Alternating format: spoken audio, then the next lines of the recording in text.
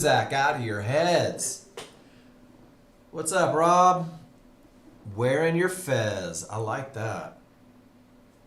I do love a fez. Good morning, Cav. Hey, Hamid. Good morning, Erla.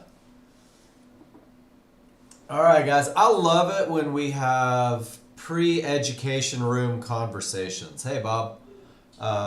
It's pretty cool because what I find is that when you guys don't feel the pressure of showing a trade and you're just having a discussion, you tend to talk more. And there's cool things that come out, and you guys are a little more willing to share. I want you to carry that into the second and third hours of this classroom today. I want you to be willing to just put your thoughts out there. This is what I'm thinking. This is what I want to talk about. And guys, we'll talk about it. This classroom is just designed as a sounding board for you to get feedback. And if you don't ask, hey Steve, if you don't ask, you don't get. And man, I like it when you guys get. So let's do what we do. I'm pretty excited about the day. I'm pretty excited about it any day that I wake up. Hey Luciano, good to see you in here. Yeah, wish in one hand, hover on. Every morning, forexfactory.com/calendar. Guys, this is my first stop. Pour a cup of coffee, sit down, fire up my computer. Yeah, it is, Jeffrey. And then I come over here and I look at Forex Factory because I want to know if there's some people saying stuff that could be kind of crazy. So at 8:30 a.m. there was some medium impact news. Empire State Manufacturing Index. Guys, I couldn't care less about what news is, what they're talking about. Doesn't matter to me. What matters to me is that the people that publish the news, that say that it's coming, they rate it high impact, medium impact, low impact. Anytime I see high impact, for me it's a red flag. Literally, it's a red flag on there. But what it says to me is that, hey, Mark, there may be 10,000 people or one person with 10,000 contracts waiting to react to this news, and you just don't know what the reaction's going to be. So my choice each and every morning is anytime I see high impact news, and a lot of the times even on that medium impact news, I simply abstain from being in the market. I say, you know what? There's no reason to put myself in that position. And guys, news releases are like, have you ever been ready to leave a parking lot and that car's coming up in the right hand lane and it has its blinker on, but you're like, you know what? I don't know what they're going to do. I don't know if they're actually going to turn. And you wait. Not trading into the news is like that. It's just that little safeguard. Everything that I talk about every morning comes from the Nexgen page. And just a reminder for you guys that are posting in the room, that are dropping in those pictures of your amazing trades, remember that it's the second and third hours where we go through these trades. It's not in the first, and I know you know that, Wayne, and there's other people that are newer to the room. Post all morning. I want you to post. I want you to post everything. I want you to keep me so busy that the class runs over. Just understand that I'm not ignoring you in the first hour. We're going to go through and we're going to talk about rules first. That way, when we talk about your charts, you've got a little foundation for what we're talking about. Everything comes from the Nexgen page, guys, specifically the trading guide page. And even more specifically, the one thing that I talk about every morning in this room. I've been doing it for almost 5 years now. I've been discussing this same concept for new users. And it's the high probability trade. The name alone should make you feel pretty good about it. The high probability trade. This is a trade when each indicator on every chart agrees with the rules for the trade. Typically, this is when all triggers are their strongest, no termination conditions exist, and there's no trouble spots between your entry and your target. We focus on this high probability trend trade exclusively for the first hour of every classroom that I teach. The high probability trend trade leads you into being able to take what's called a medium probability trade. And a medium probability trade is defined when most of the indicators line up for the trade. However, a small issue exists. And guys, I want you to really focus on the word issue. And notice that it's not issues. What we're going to do this morning is we're going to learn how to read our charts to identify issues and advantages. Guys, medium probability trades are going to be the vast majority of your trades. But when you execute them, you're going to take these trades and manage them assertively. And if there's trouble in your way, you may take a portion of the position off at the trouble spot and reduce risk to a zero loss. Understand that the class revolves around high probability trend trades for nearly an hour, and then it works its way into, through the lessons you learn, preparing you for the medium probability trade. We're going to talk about this high probability trend trade because this is a trade when you learn the rules and you learn how to follow the rules to embrace the advantages. It's a trade that typically wins 70 to 80% of the time. This is a trade that, because of that win percentage, creates an awful lot of confidence. Because they say that confidence comes from the memory of success. I tend to agree with that. But most importantly, this high probability trend trade is going to teach you to read your indicators. My hope for everyone in this room is that you focus on becoming a chart reader first. Because once you're a chart reader, you're going to break free from the high probability trend trade. You're going to see more opportunities in the market. You're going to create your own personal training plan. Hey, good morning, Miss Jen, or good afternoon, Miss Jen. The high probability trend trade, guys, reminds you that chart reading is about 90% of your day, no matter what kind of trading you're taking. And about 10% of your day will be actively trading. So 6 hours in front of my computer, I can anticipate to be in the market approximately 36 minutes of my day. But once I can read my charts, once I read my indicators, once I build that super solid foundation, guys, I will understand where the market is likely to continue. That's going to be an entry point. I'm going to understand where the market is likely to go. It's going to help me with targets. And then finally, I'll understand where the market is likely to stop, which means that I'm not going to have to make the mistake of taking that next trade into an area where the probability is high that the market will stop its forward progress right there. So chart reading is the goal.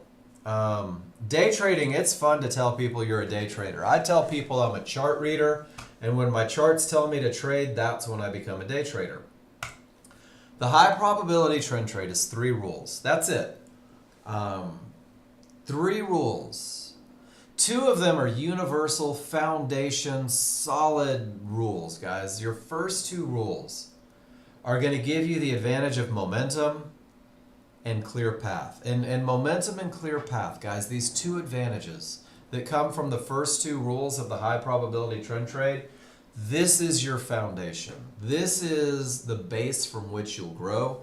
Because once you can understand and identify these 2 rules being true, once you have those advantages of momentum and clear path, guys, you have everything that you need to create a really solid trading plan. Something that's consistent, that wins more than it loses. Something that's grounded in advantages rather than hope. Rule number 3 is going to give you the advantage of an entry area. This is specific to the trend trade. This is taking momentum and a clear path and simply finding a way to capitalize it. So, high probability trend trade is 3 rules. Each rule creates an advantage, and the recipe for a trade is those 3 advantages put together. These 3 rules come to be on only 2 charts. There is a large chart. The large chart is a very slow chart. It's a broad stroke of a brush. It shows the overall momentum of the market. Guys, it is very difficult to see change on a large chart, and we're actually going to use the first printing bar on that chart to define direction, momentum, and areas. Your first 2 rules, giving you the advantage of momentum and clear path. Guys, these happen on the large chart. So if you're a note taker, this would be an awesome time to write down on a piece of paper in front of you, large chart leads the way. Large chart gives me 66% of my advantages. When the first 2 rules are true, I'm going to turn my attention to a small chart, to a faster chart. This is a refinement chart. Inside of that one bar on the large chart, guys, there's about 20 to 30 bars on the small chart. You're going to see retracements. You're going to see bounces. You're going to see continuation.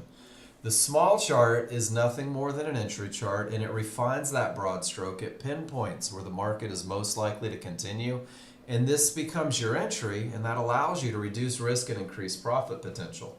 I'm going to remind you guys right now, my first hour is geared towards the best of the best, the highest probability, optimizing your chances of success.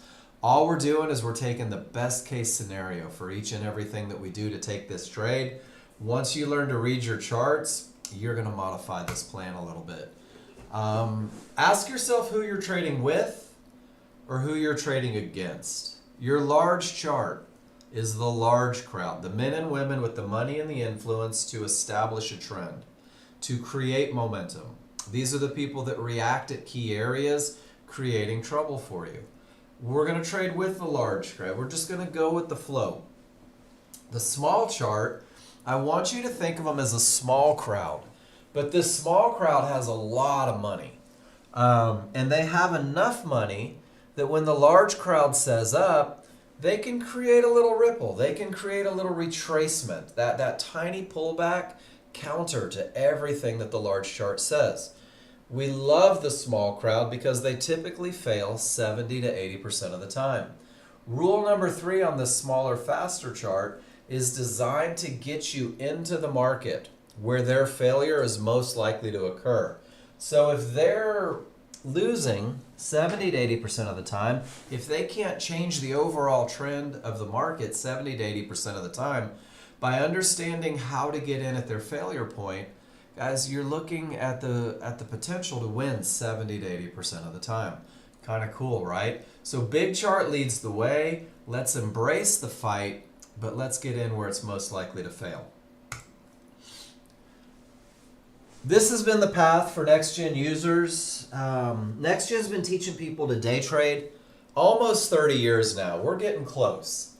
This path has been pretty consistent for the last 20, since the invention of chat rooms.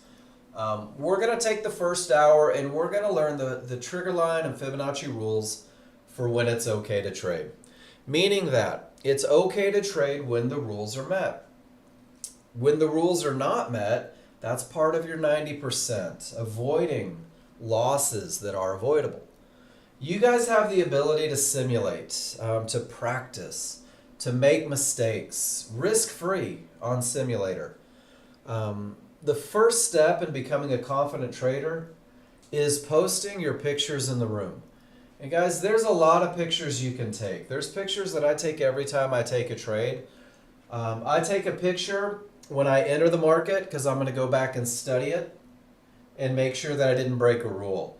I take pictures during my trades if there's time, because I'm going to use that for a management plan to make sure that things didn't change, removing my advantages.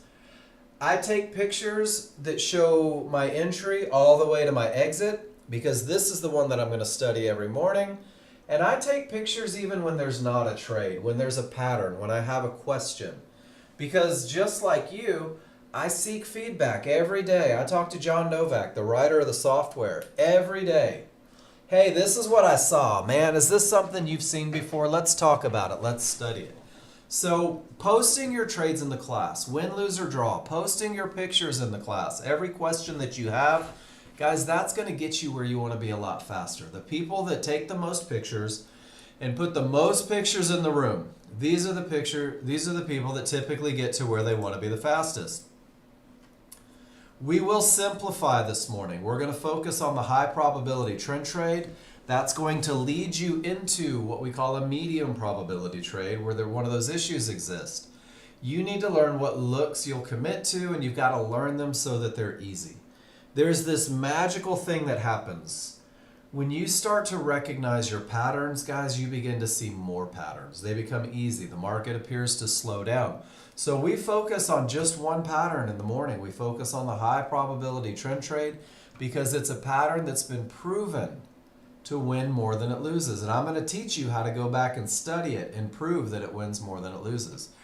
And that takes you to the second piece of becoming a confident trader ASAP. Use the spreadsheet that Nexgen put on your computer when you downloaded software. It's in your Nexgen Study Picks folder. I just dropped mine in the room because I tend to update mine almost every day. And there's 4 tabs. 4 tabs.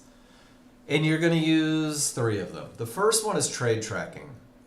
And all this is a place to put every trade that you take. Win, lose, or draw. Doesn't matter. There's lessons in everything.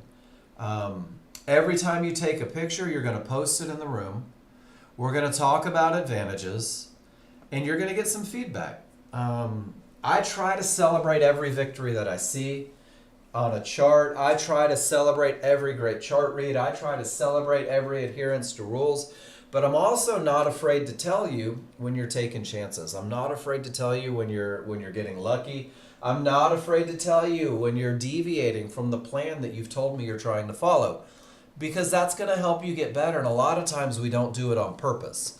So the feedback from class is going to become really important to you, because every morning I want you to go back and study this spreadsheet. I want you to look at the pictures that you posted in the room. I want you to look at the advantages that were present, and most importantly, I want you to look at the feedback. Because what happens in the feedback section is every time you post in the room, I might say, hey, this is the perfect entry. This is the best of the best. This is your pattern. And that's exactly what you're going to try to repeat that new day. But very often, this is the Mark Novak story, you're going to get feedback identifying a challenge that you have, whether it's a chart read, whether it's a patience issue, whether it's a fear issue. And guys, every time I identify a challenge, I come up with a solution for you. And we begin to work together to eliminate any challenge that is impeding your forward progress. So every morning you're going to come back, you're going to study this spreadsheet, you're going to look at the feedback, and you're going to be a better trader going into the day. The second tab is the basic rules. This is strong triggers and clear path, those first 2 advantages in green, and then what they look like to not be true in red. So when my rules are met, I'll take the trade. When the rules are not met, I'll choose to sit still. Know the difference between the 2. I'm going to give you a little something to study that. This is the client trades, and that's exactly what it is. It's just what it sounds like. Cav posts a picture in the room. I click on Cav's picture, and I say, Cav, this is the greatest look ever. I can't believe how amazing it is. Let me steal that picture. Let me go to the spreadsheet and let me drop it into the client trades, because this one has all the advantages. And I want people to be able to use your hard work as a study tool. Little Hall of Fame thing here. And there's almost 400 pictures in there. There is the entry sequence for the high probability trend trade, defining that entry 100% on a smaller, faster chart, all the way down to where your order goes. There is very mechanical management. This is going to be in the plan that I give you. And then there's opportunities through chart reading to hold for bigger moves. Patterns that repeat themselves. Every time you look at the market, at first you're focused on the basics, but once the basics become a little second nature, you're going to begin to see things. And guys, this is where the magic happens. And you're going to see it in this room today, where people learn the very basic concepts. And then because that's effortless, they begin to see patterns that begin to form their trading plan. That maybe they're outside of having 3 advantages. Maybe they're just patterns that they said, this looks familiar. Let me go find 100 pictures and see what the result is. Oh my gosh, it wins more than it loses. Let me incorporate that into my trading plan. These patterns begin to jump off the page once you start reading your indicators rather than chasing the money. And then finally, the last tab is where you can build a trading plan, where you can take those pictures and say, this is my pattern. This is my trade. This is my advantage. This is how I want to manage it. And these are some of those patterns I want to get feedback on, because I think they might be important to my future trading plan. So there's all those opportunities for you there. Use that spreadsheet. And we're going to do this over the next hour. My promise every day is that I will give you everything that you need to be successful with the software. Our first hour will be 100% rules. I may go through them a little quicker so we can have more live market time. The second hour is feedback. The second hour is feedback, and feedback only works if you post in the room, I can't give a silent room feedback, guys. I can just flap my gums and try not to bore you. So post everything. If you're scared to post under your real name, put a fake name in there. But show me what you're doing. And there's a lot of you in this room that just refuse to, and you're struggling. There's no reason to struggle. I'm here to help. So let's talk about first what we're looking at on every chart. Big chart or little chart will have triggers. And the triggers are the same no matter what time frame it is. There are small triggers and large triggers. Small triggers are a fast-moving average. They're these solid lines. Large triggers are the slow-moving average. They're the dashed lines. We're going to use triggers in everything that we do, guys. We're going to use trigger lines to define momentum. We're going to use trigger lines to define termination conditions. We're going to use trigger lines to define entries. So, only thing you need to know about trigger lines is that there is a small and a large. Every chart will have areas. This is just a roadmap. We're not talking about how to use them yet. There are going to be divergence highs, divergence lows, red Fibonacci resistance, blue Fibonacci support, yellow one-to-ones, and the mid-band. And you're going to see these on every chart. On a large chart, they'll define trouble, areas that may stop the market. On the small chart, they're going to define entries. So know the names so you know how to use them on the appropriate chart. And then I'm going to give you this PowerPoint. You'll have that little roadmap. We're going to start on the large chart. Large chart leads the way. Big crowd leads the way. Rule number 1 says that the large chart needs strong trigger lines. It needs strong trigger lines. Why? Because strong trigger lines give us the advantage of momentum. So on your large chart, you open up your software, you look at the large chart. I want you to pay attention to the color of the background. For the brand new user, the highest probability of success that you can give yourself is to trade with the trend. The trend is defined through the color of the background. If the background is green behind that first bar, we're in an uptrend. If the background is red, we're in a downtrend. The trend lets you know which direction you will be looking for your rules to be met. Not, I'm going to jump in because it's green, or I'm going to jump in because it's red. I'm going to look for my rules to be met in the direction of the trend. And to have strong triggers, you have to be trading with the trend. Because strong triggers in an uptrend mean that the small triggers are up and above the large triggers. Large triggers are widening, and there's space that's created between the small and large. That separation is strength. In a downtrend, small's below the large, larger wide, space created. That separation is strength. I like to tell you guys to think about scissors that are open, because when scissors are open, you can cut. And then when the small triggers push down and the scissors close, you can't cut anymore. That's when your advantage is gone. So separation is strength. When I have strong triggers, the odds are favorable for the market to continue in the direction of the trend. Odds favorable momentum, guys. That's our battle cry. Rule number 1, odds favorable momentum, because it pushes a market and it's hard to stop it on a large chart. Odds favorable momentum gives us the potential to break key areas, to continue with the trend. Odds favorable momentum will even cover some of the mistakes that new users tend to make. And because of odds favorable momentum, my experienced users choose to omit some advantages because it really is hard to stop this look. So I want you to think separation is strength, closed is weakness. When I get weakness, man, this is when retracements from the middle of nowhere tend to happen. Weakness is where key Fibonacci areas tend to hold. Weakness, anything can happen up or down. I like you guys to get in the habit of using word association. This look should be awe-inspiring, strength, odds favorable. This look should be instantly, I don't want to be in the market when anything can happen up or down. Always speaking to yourself in terms of advantages. In an uptrend, strong triggers from the point of separation, scissors open, until they close. Between these two areas, any price that's lower than the midpoint of the bar, you're going to see it, the tail or the wick, that little black line. Guys, these are possible long entries. We're going to use these possible long entries to go back and study the pattern that we're talking about. So on my large chart, with all of that momentum, if I see a tail or a wick, understand on that smaller, faster chart, this could have been a pullback right to an area, created a bounce. You're going to use your entry rules to pinpoint where those tails or those wicks are most likely to form. And we're going to use circling these tails as a study tool as we grow. So let's go to a large chart just for grins, and let's see if we can find momentum. Small triggers separated from the large triggers. Large triggers are wide. Do you guys see how the scissors open? And then they close. That's strong triggers to the upside. It doesn't mean there was a trade, but it means that there was the advantage of momentum. Smalls below the large, large or wide. Once again, look at the strength. It doesn't mean that the market's going to go down forever, but in that moment, it was pushing down and the odds were favorable that it would. And you see that this happens throughout the day, all day.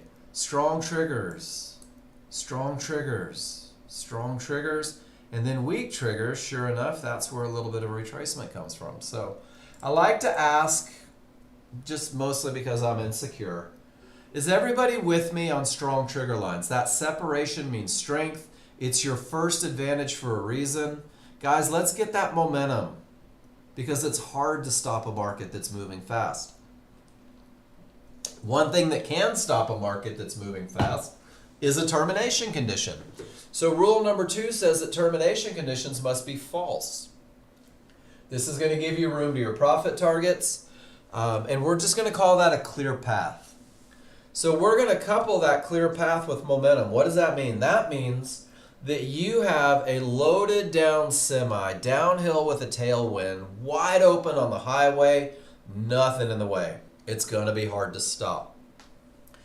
What is a termination condition? Well, it's a Fibonacci-based indicator that may reverse the market based on a comparison of the area and the trigger lengths. Guys, a termination condition is going to be a horizontal line on your large chart. That's an easier way to say it. These are those areas: divergence highs, divergence lows, Fibonacci resistance, Fibonacci support, yellow 1-to-1s. A horizontal line on your large chart. Guys, this is where the large crowd is most likely to make decisions. I'll drop that picture in the room. This is where the people in control are most likely to enter and exit. This is where the people in control are most likely to fight, to create untradeable bounces, to reverse the market. You're going to have a simple recipe to never get caught in their decision-making process. And everything begins with allowing the market to get to the area. So when I say price reaches resistance, your dynamic Renko bars reach Fibonacci resistance. They reach yellow 1-to-1s. They reach a divergence high line. Once it hits that area, all you have to do is ask yourself, where are my triggers? It really is that easy, guys.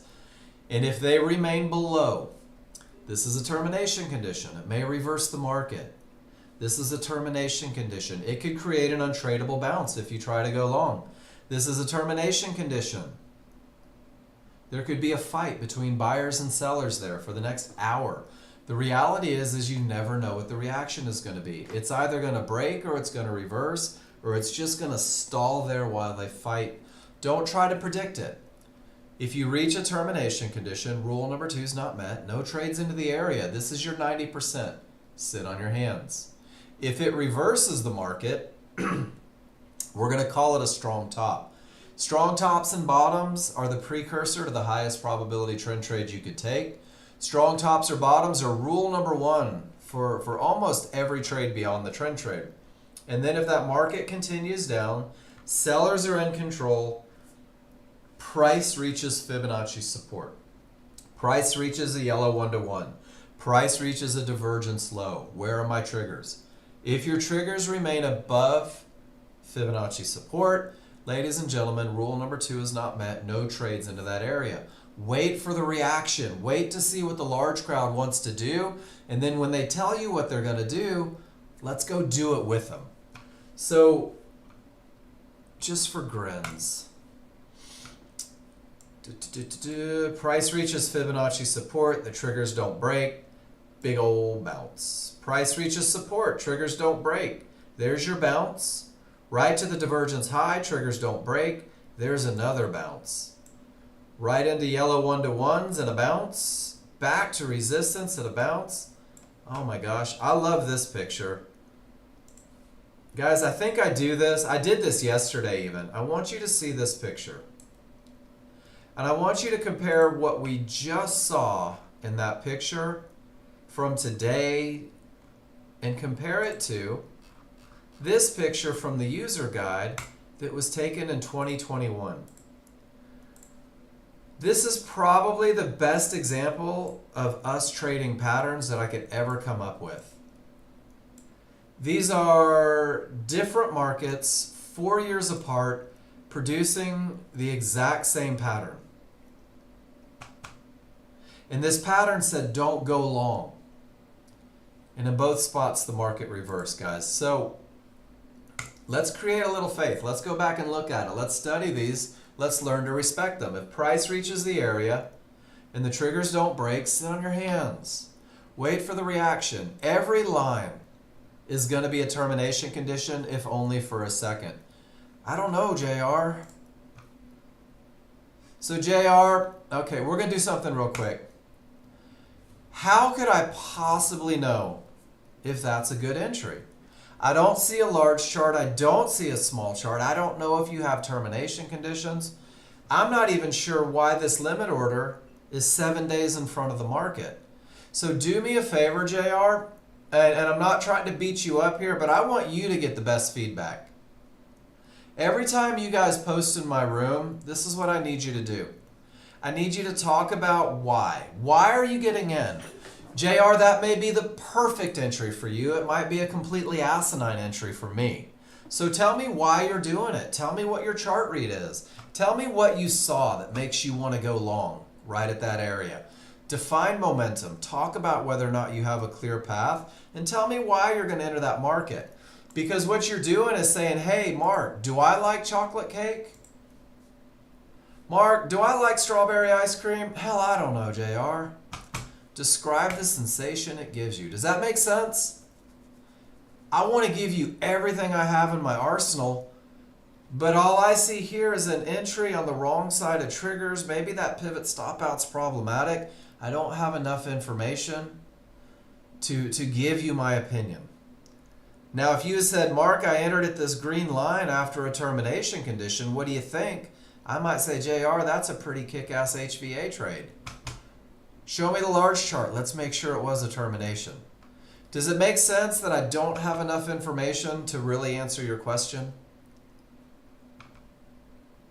It's important to me that you guys understand that I want to give you every answer I have in my brain, but sometimes I need enough information to at least make an educated guess.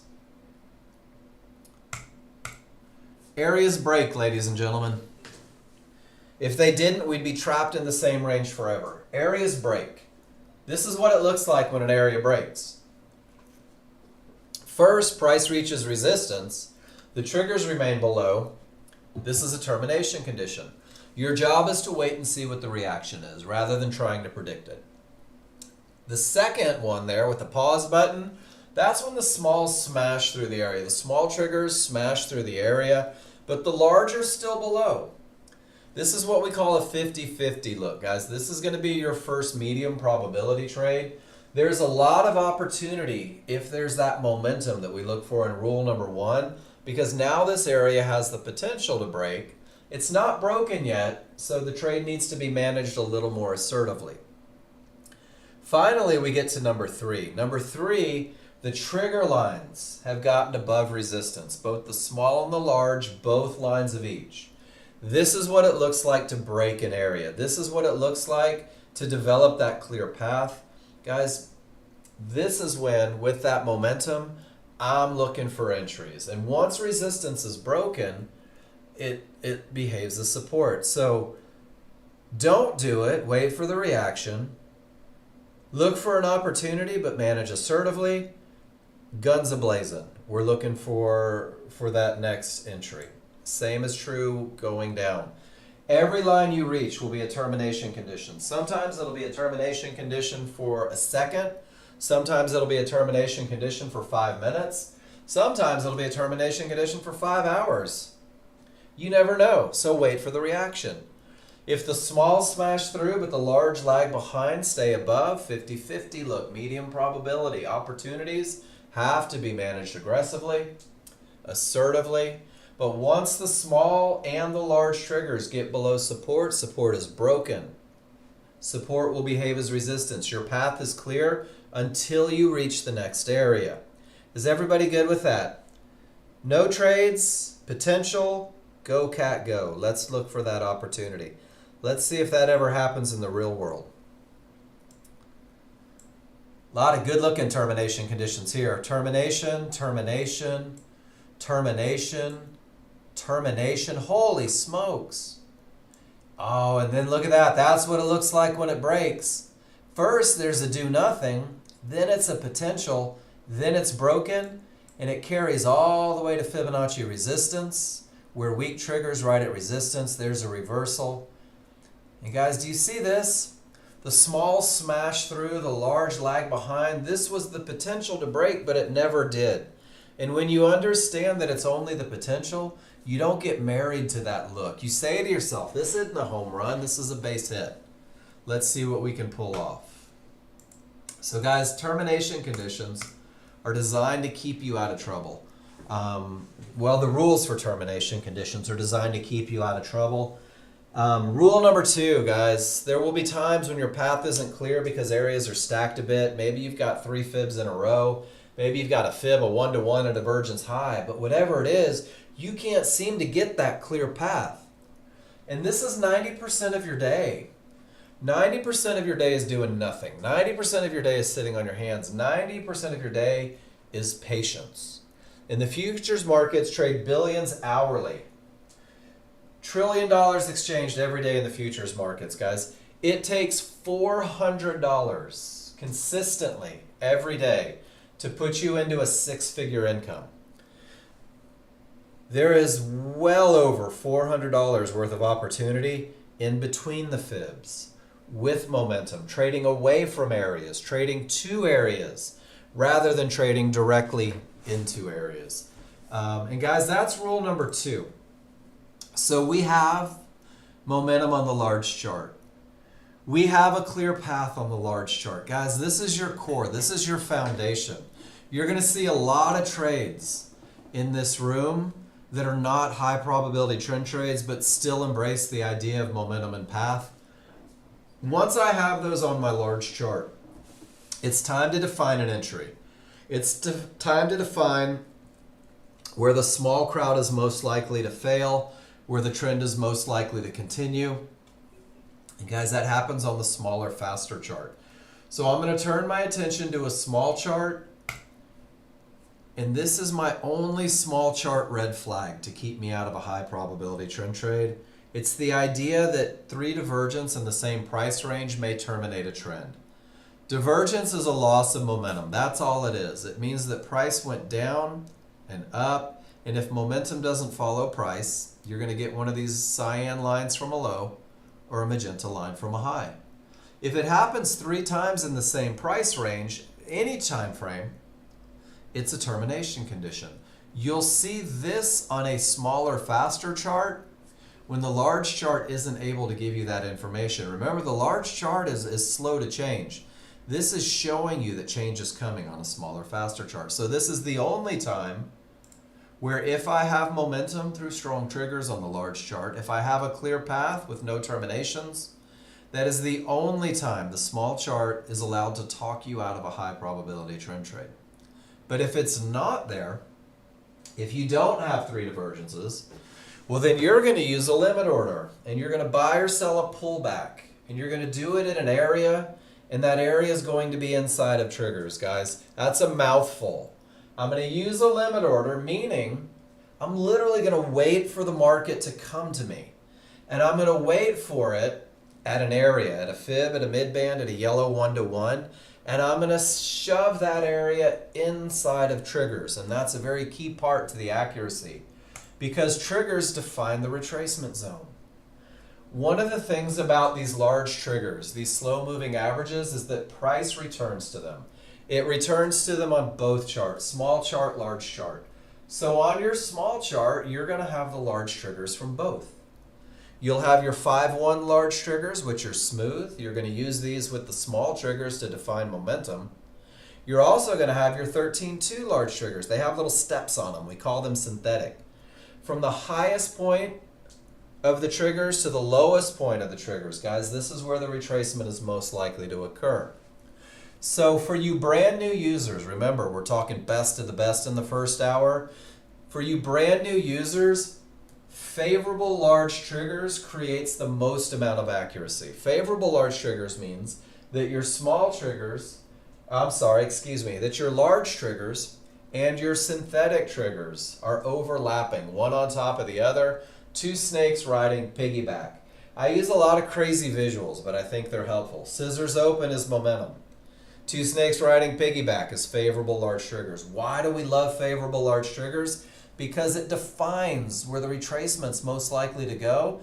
And when they're stacked, that defined area is even smaller. That increases accuracy. And then when you put a fib, a midband, or a yellow 1-to-1 right inside of that retracement area, oh my gosh, guys, this is the least amount of risk. This is the highest level of accuracy.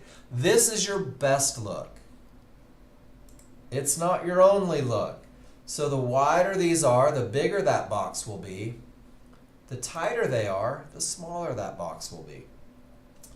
And it's that small box that creates accuracy, guys. So let's define an entry. Once the rules are met on the large chart, this is so important. Once I have momentum, once I have a clear path, I'm done with the large chart. Guys, I put all the text over the large chart because I don't need it anymore. I'm looking at a small chart. I've got odds favorable momentum on the small chart. I see those open scissors between the large and small. I see the synthetic triggers. They're up. They're trying to overlap. I even see areas. But I need that small crowd to fight, guys. I need a reversal bar on this smaller, faster chart. The reversal bar is not your entry. It signals the beginning of the pullback. And this is when I'm going to identify where this retracement is most likely to go.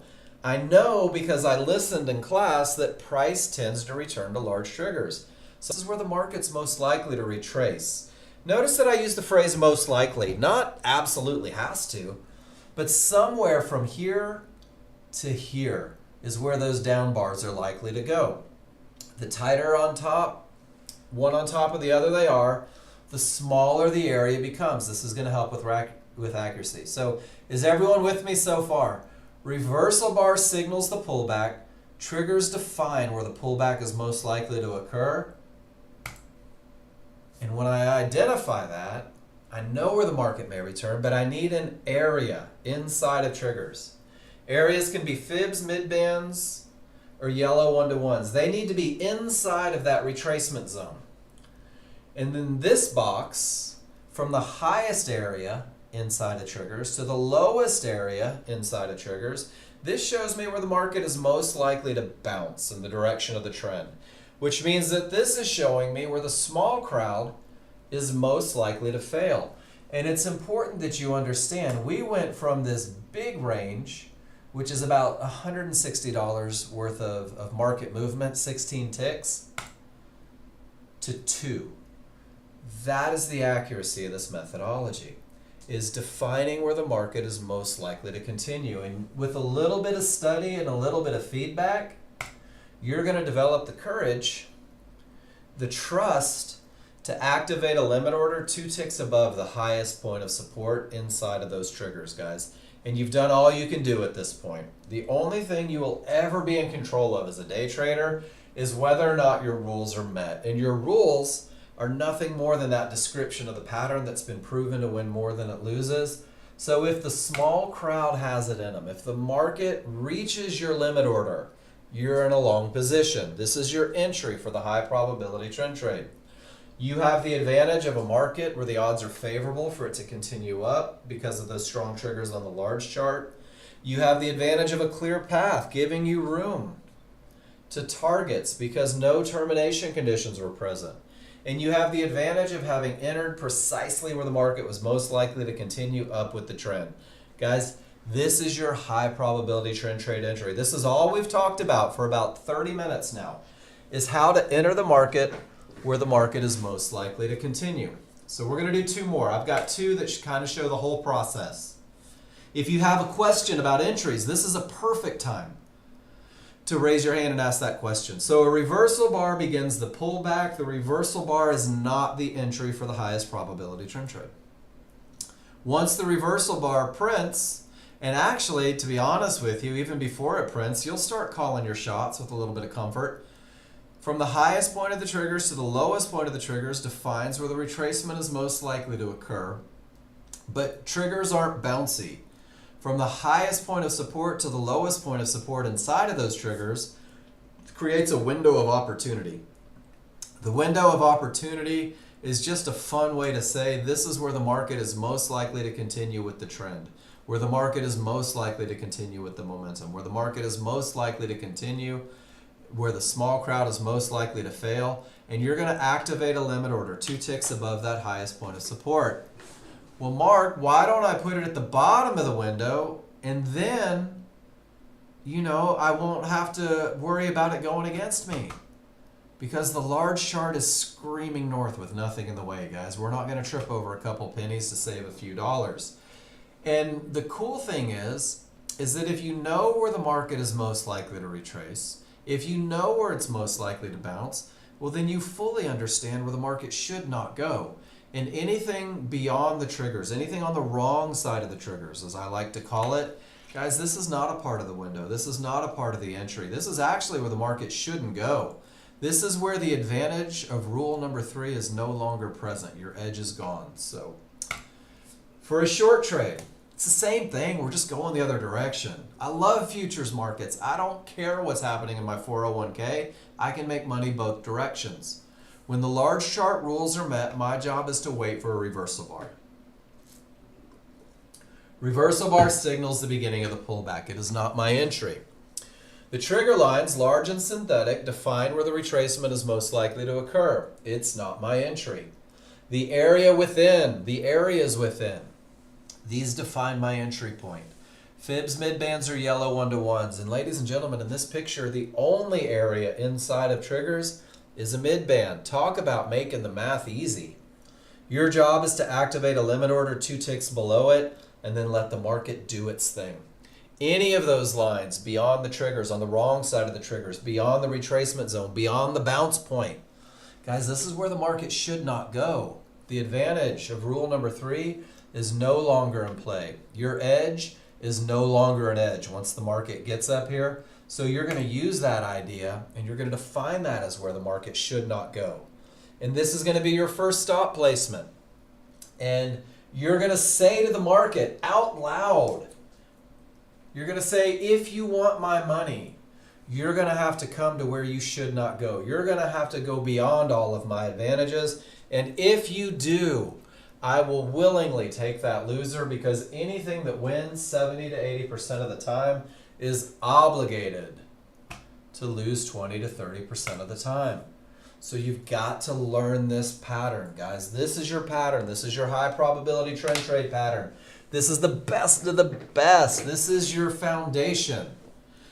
When the large chart has momentum, let's take a picture of this and talk about some stuff. When the large chart has momentum, when the large chart has a clear path, you're done with the large chart. And I'm going to tell you, the large chart will be trading somewhere up here around 97.05, which means that your brain is going to tell you, egads and little fishes, I've only got 8 ticks.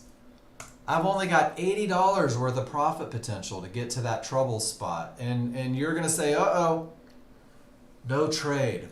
But then that muscle memory is going to kick in. You're going to say, but wait a minute, I don't take trades from all the way up here. I wait for the reversal bar. I look for the triggers. I define my entry, and I'm going to get in at an area inside of favorable large triggers. And I'm going to put my initial stop where the market shouldn't go, so my great entry is going to reduce risk. And the other thing it's going to do is it's going to give me about $300 worth of profit potential to get back up to that trouble area. This tail on the large chart is this movement on the small chart. And inside of this one bar, You will have retracement, you'll have bounce, and you'll have continuation. The large chart advantages never go away. All of this movement happens within. So you're going to have to learn how to trust these advantages. You're going to have to learn how to recognize this pattern. That's what circling the tails historically does for you. That's your pattern. Let me show you some common things that new users like to tell me. Yellow 1-to-1s on the small chart. What do you guys think? Is this a termination condition? Price reached it and the triggers didn't break. I believed it was. And then I had to have somebody remind me, my coach, my mentor, John Novak, that terms happen on the large chart. Only 3 divergences on the small will keep me out. So remember where your rules are defined. I had somebody tell me once, but Mark, the small triggers turned against me. The momentum isn't there. I can't take this trade. Rule number 1's not met. But you have to remember, momentum is a large chart rule. And that momentum never wavered. Sometimes people jump in right at the top, fear of missing out. Guys, if you do that, that's pretty normal. Exit with the reversal bar. Wait for the trend trade. The momentum's gone. Some people get in at the very top. They get head faked. The small crowd says, we want to go. Oh, but they don't. And I see entries right here, and all that does is increase risk, and all that does is reduce the distance to profit. Guys, this is your best of the best. So you've got to go back, you've got to learn this look, you've got to recognize this pattern, and then once you recognize this pattern, you have to learn to commit to it. So let's take a look. This is the S&P, and I'm not sure. Yesterday was a holiday, so I'm not sure that we saw a whole lot. Let's take a look. I'm going to circle a tail, guys.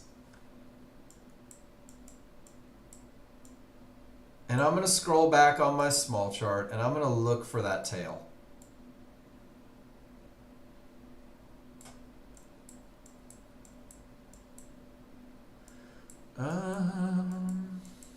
Maybe.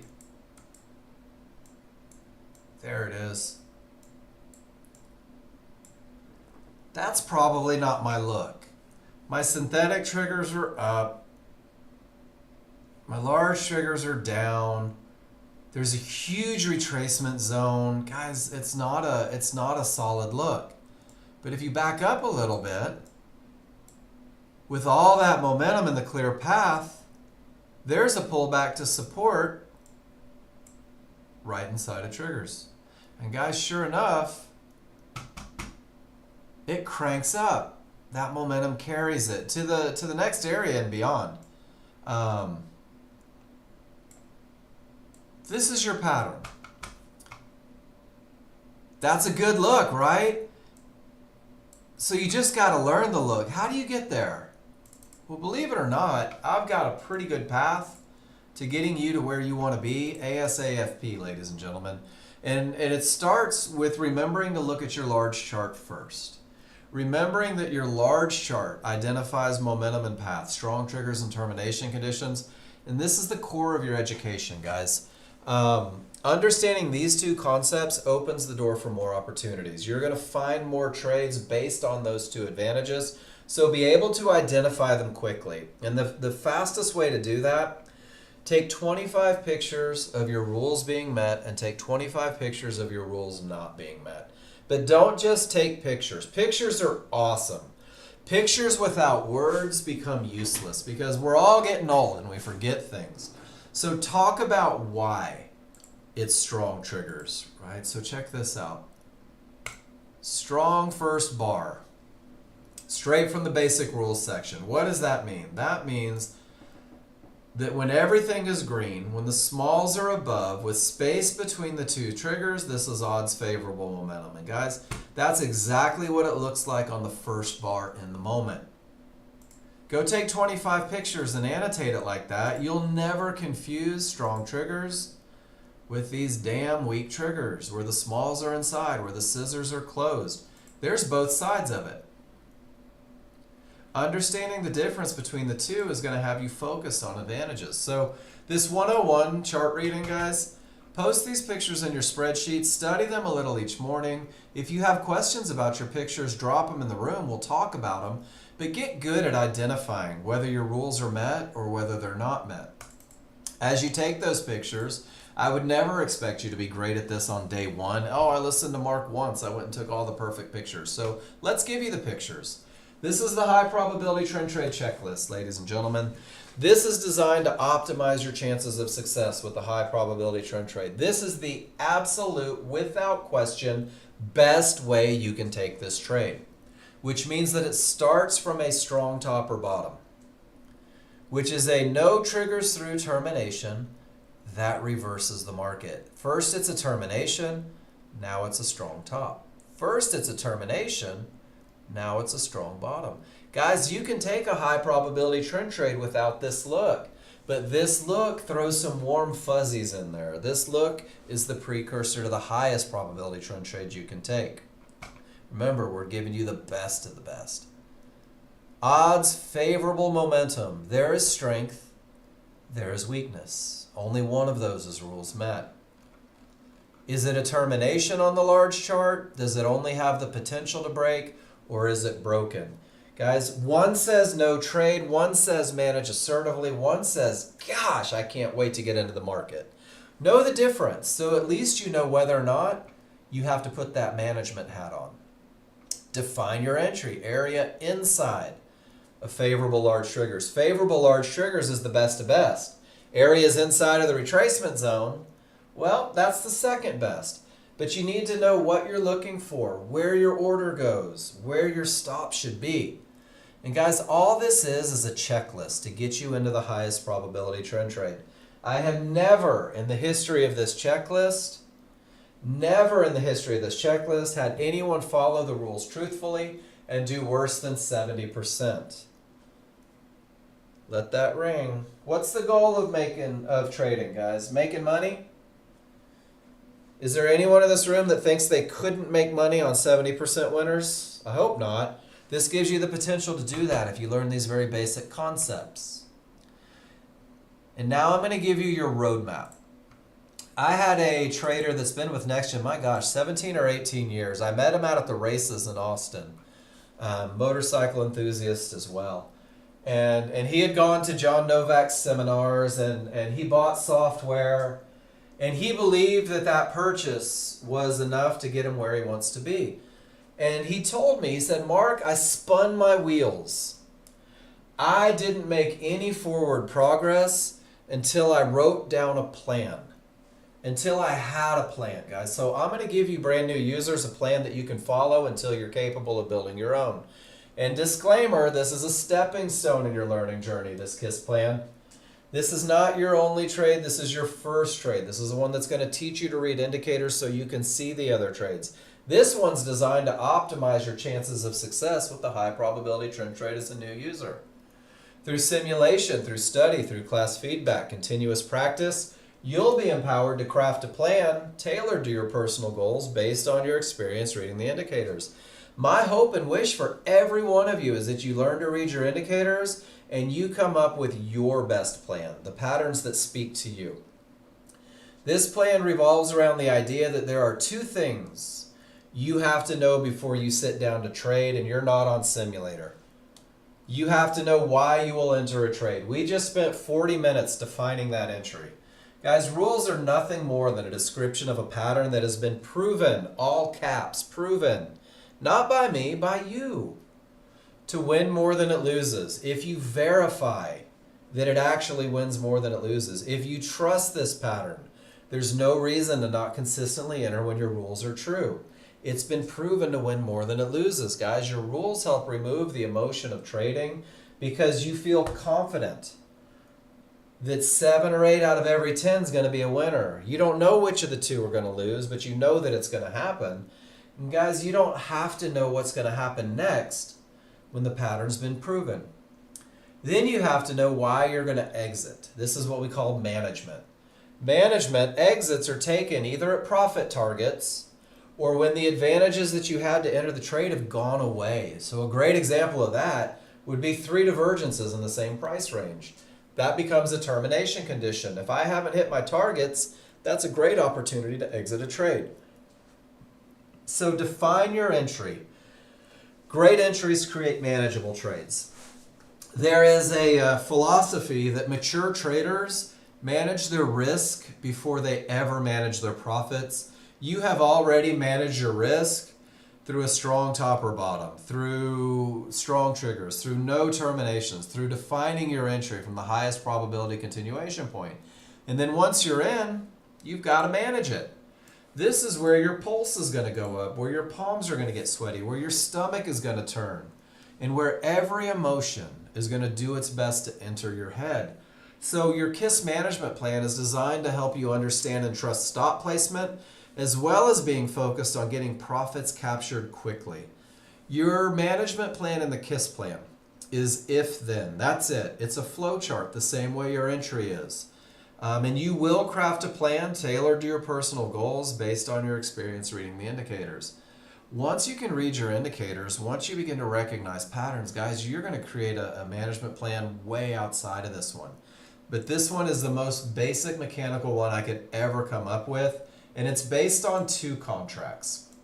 So, there's my if entry is 2 ticks below resistance inside of triggers, then initial stop is 4 to 5 ticks beyond the triggers. This is where the market should not go. You will know your risk on a trade before it's ever entered. There will never be any, I just got in, I wonder where my stop goes. It will always be, my stop goes 4 to 5 ticks above where the market shouldn't go. In this particular picture, that 71.34 entry gives you a 71.49 stop, which means that you're risking $150 per contract coming into this trade. Targets are predefined at 100 and 200, guys. They're predefined for the brand new user. So one of 2 things is going to happen. The one that we don't want to have happen, but it does, is that the market pushes up and hits your stop, guys, and you take a loser. And 20 to 30% of the time, in something that wins 70 to 80% of the time, you're going to take a loser. It's a cost of doing business. It's a normal part of a positive equity curve. With those advantages in place, more often than not, you're going to get a reversal bar in the direction of your trade. And if a reversal bar prints in the direction of your trade, you're going to redefine where the market should not go. Your new stop will be 2 ticks above that reversal bar for a short. It'll be 2 ticks below the reversal bar for a long. So now in this particular trade, we went from $150 per contract risk to $30 per contract risk. And there's nothing to do.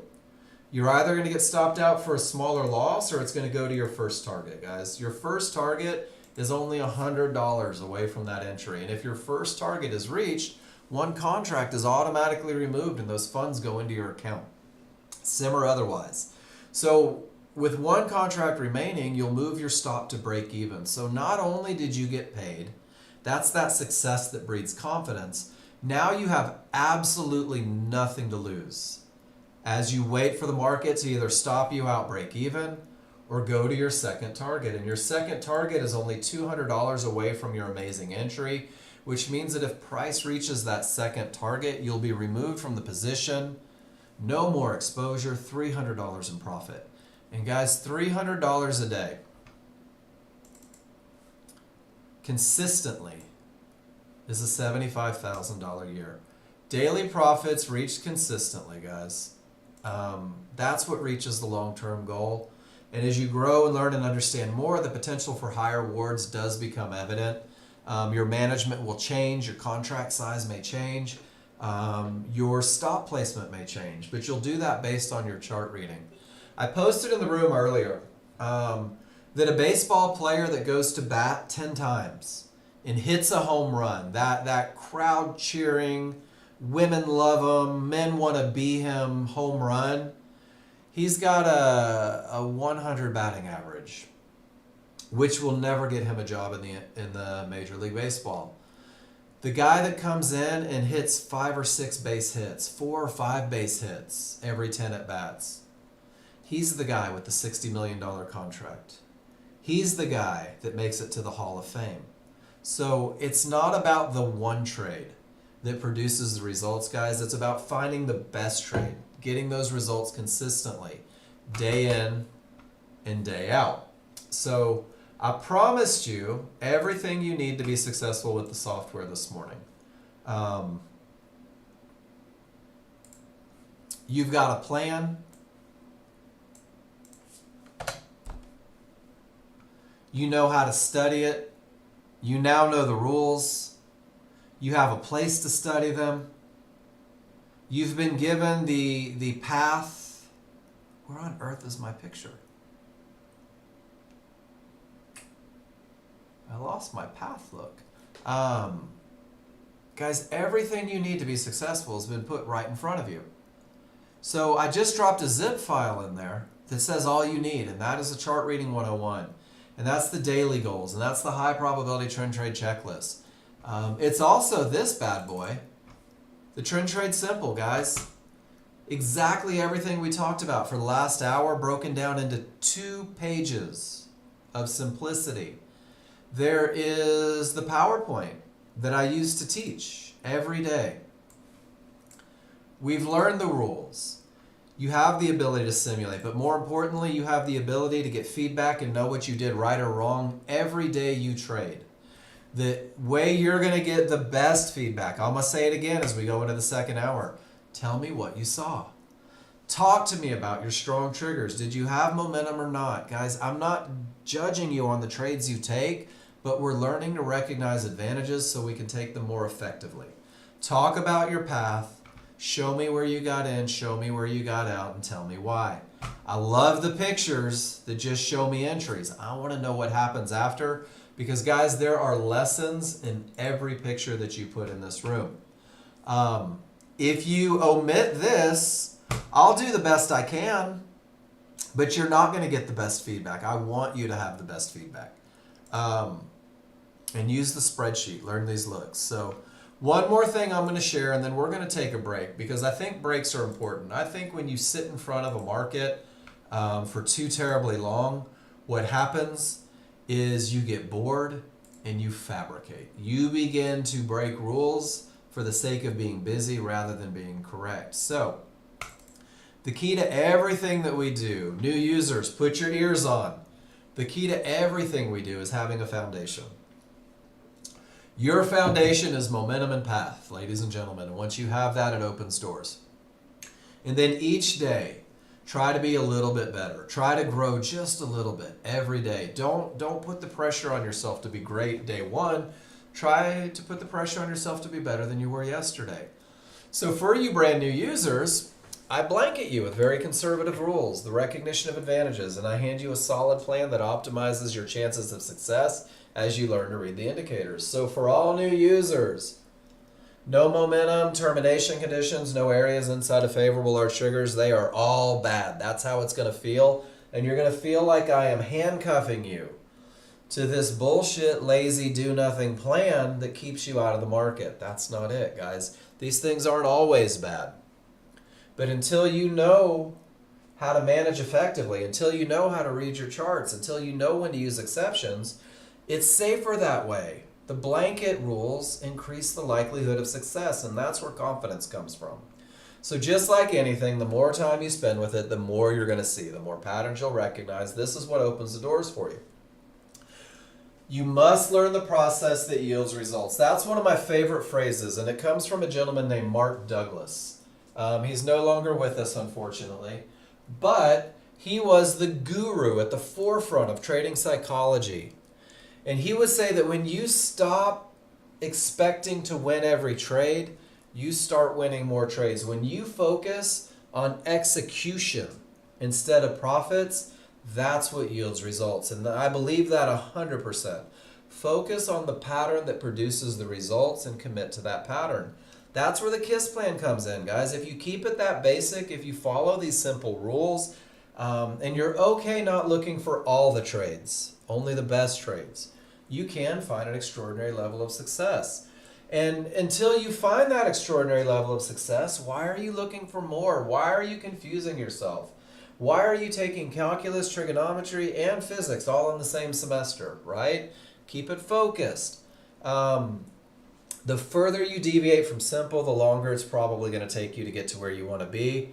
Not a gospel truth, just an observation over 5 years of working with people, teaching them to read indicators. Question everything. This is important. If I talk about momentum and it doesn't click, you have to raise your hand. You have to say, Mark, that didn't click. Could you explain it again? Same thing is true with termination conditions and entries. I want you to learn. I want you to pause this room and I want you to get the clarity that you need. Give yourself a little grace though. You're brand new. It's okay to be. It's all right to be brand new. I also posted in the room just because I think this is important. And then I'm going to go away. I suck at leaving. I know that. So I started Googling about pros, and I read that tour players hit anywhere between 500 and 1,500 or more golf balls a day. Not playing on the tour, not making money, not on TV, not traveling the world, putting the work in. So when it matters, they're good at it. Michael Jordan used to, after practice, stay behind and shoot 100 free throws. So that when it was time to perform in the real world, he was ready. Serena's daily routine when training, she'd have breakfast at 7, and then from 8 to noon, she would practice 4 hours every day. Olympic gymnasts train about 40 hours a week to prepare for competition. What I find is that most day traders are accustomed. Do I not have data up? This just doesn't even look like it's moving. I don't. I was like, man, my charts aren't moving. What I find is most day traders want to be rich. Most traders don't want to do the work to be rich. Most day traders don't want to take the pictures. They don't want to participate. They don't want to study their trades. And I will tell you, you will get exactly what you put into the software out of it. And the more time and study and requests for feedback you put in, the more you'll get out of it and the quicker you'll get to where you want to be. And this is, I will say that as a gospel truth based on 5.5 years of teaching people. So I'm going to go take 5 minutes. When I come back, second half of class is 100% dedicated to feedback. I will go through every picture in the order they were presented. If you need me to pause, if you need me to redefine a lesson, if you have a question about somebody's chart, post it in the room. If you disagree with my assessment on your chart, tell me. We'll talk about it. We'll go back to those core concepts. But remember, everybody's chart belongs to them. These are their trades, their rules, their plan. I will go back to momentum, path, and entry on every one of them. And if you are fighting everything, if that's a part of your plan, you know who you are. I'm going to tell you, you're fighting everything. It doesn't mean it's the wrong trade. It means high five. You did the work to decide that that pattern wins more than it loses. So I'll be back in 5, guys. The market is currently trading into a termination condition without odds favorable momentum on crude oil.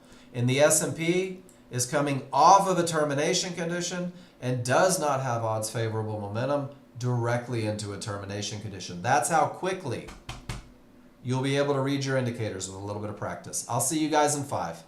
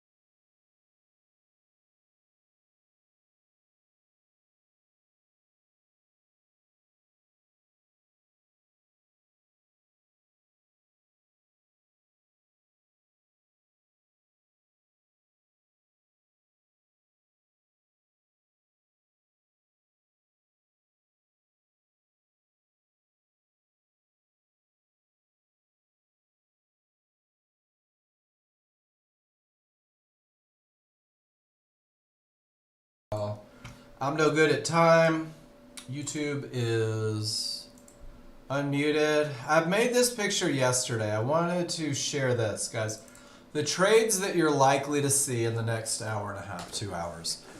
These are the most common trades. You're probably going to create your own eventually, but these are the most common ones. And all the great ones seem to start with a termination condition holding. The first opportunity from a top or bottom is a white bar breakout trade. John Novak taught this in private sessions, private classrooms. Then there's the HVA long. You will find the rules for the HVA long as well as the momentum trade that typically follows it straight from the Nexgen website. And then guys, this is the easy one. This is the best one. This is the one that is trading away from areas, trading to areas with every advantage, and then hit the termination stop trading. These are the most common ones. You might see other versions, but I wanted to share that with you. And know that you're going to see more than just a high probability trend trade in this room. You're going to see a lot of opportunities outside. And you may not be ready for them, and that's okay, but you'll get there eventually. So Joel got us going last night, and guys, if you post in my room, like at the end of the night, afternoon, I try to go back and find them. Joel says, check it out, Mark. I have anything can happen triggers. Joel, you don't have a clear path. You're trading directly into a divergence high, but you do have an entry from the wrong side of triggers. After 2 divergences, into a divergence high with weak triggers. So this one won. And guys, I love it when these win. I love it when you guys get paid. It's my job to say that without momentum, without a clear path, and from the wrong side of triggers, this one is more likely to lose. If you took this exact same trade 100 times, it would be pretty easy to find numbers that say, guess what? You lost 51% of these. That is the classroom read. The chart read is that everything is above support. Every trigger is up. Nothing really blinked. And you could take a low risk entry to see if that market wanted to continue up to the next fib because this wasn't a strong top. So Joel, chart read says up. Rules say, man, that might not be the best trade. Does that make sense? I'm not knocking the trade, but I want you to see what you're up against so you can be aggressive with managing. That's all it is. Once you nail the advantage read, you know whether or not you need to manage a little more aggressively. I love this one. Everything is down. The momentum is strong. You got in at the area inside of favorable large triggers right about here on that 50-50 trade, and it just screams for you. That's the one, right? With this level of momentum, this area has the potential to break with the trigger position. Same entry as the last long, just a little higher probability. Great looking trade there, Joel. And then this one I love. You're like, man, everything is screaming. I'm just going to jump in and see if it makes the next fib. And it did. And then we get the, come on, Joel. Maybe it's a momentum or a form of the chili dog. What does it matter? Who gives a shit, right? As long as you got paid? Pardon my French. Come on, Joel, it does matter, right? Because when you can define it, you know how to manage it. When you define your trade, you know how to manage your trade. So if it's a momentum trade, maybe you take an exit with a loss of momentum. If it's a chili dog trade, maybe you take quicker profits. That's all. It does matter. Because when you know what you're getting into, you know how to get out if the profit targets aren't reached. Guys, that's the goal.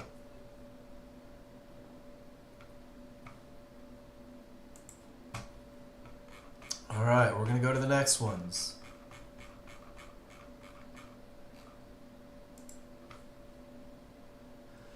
All right, Pete, strong top, everything's down. And Pete takes one of the chili dogs. So check it out.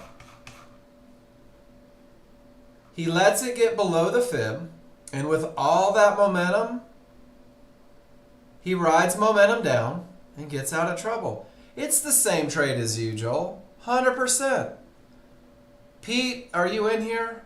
If you had lost momentum on this trade, would you have considered an exit? Because it's a momentum-based trade. That's the only thing I want you guys to be able to find. What's it going to take to get me out? How do I recognize my advantage is gone? And when you can define it, you know what your advantages are. Great looking trades for both of you guys. And nice holds using momentum on both of those. This is one of those no trade pictures. Bob dropped this one. He goes, sitting on my hands drinking coffee. Bob says, I have momentum, but I don't have a clear path. It's not a strong bottom. Man, I've seen enough going on in my life to know that this isn't my advantage, and I'm okay not taking this trade. And guys, sometimes taking pictures when there isn't a trade is more effective because you're not taking trades when your rules aren't met in the trade. And then Bob, I'm going to get you real quick. You ready?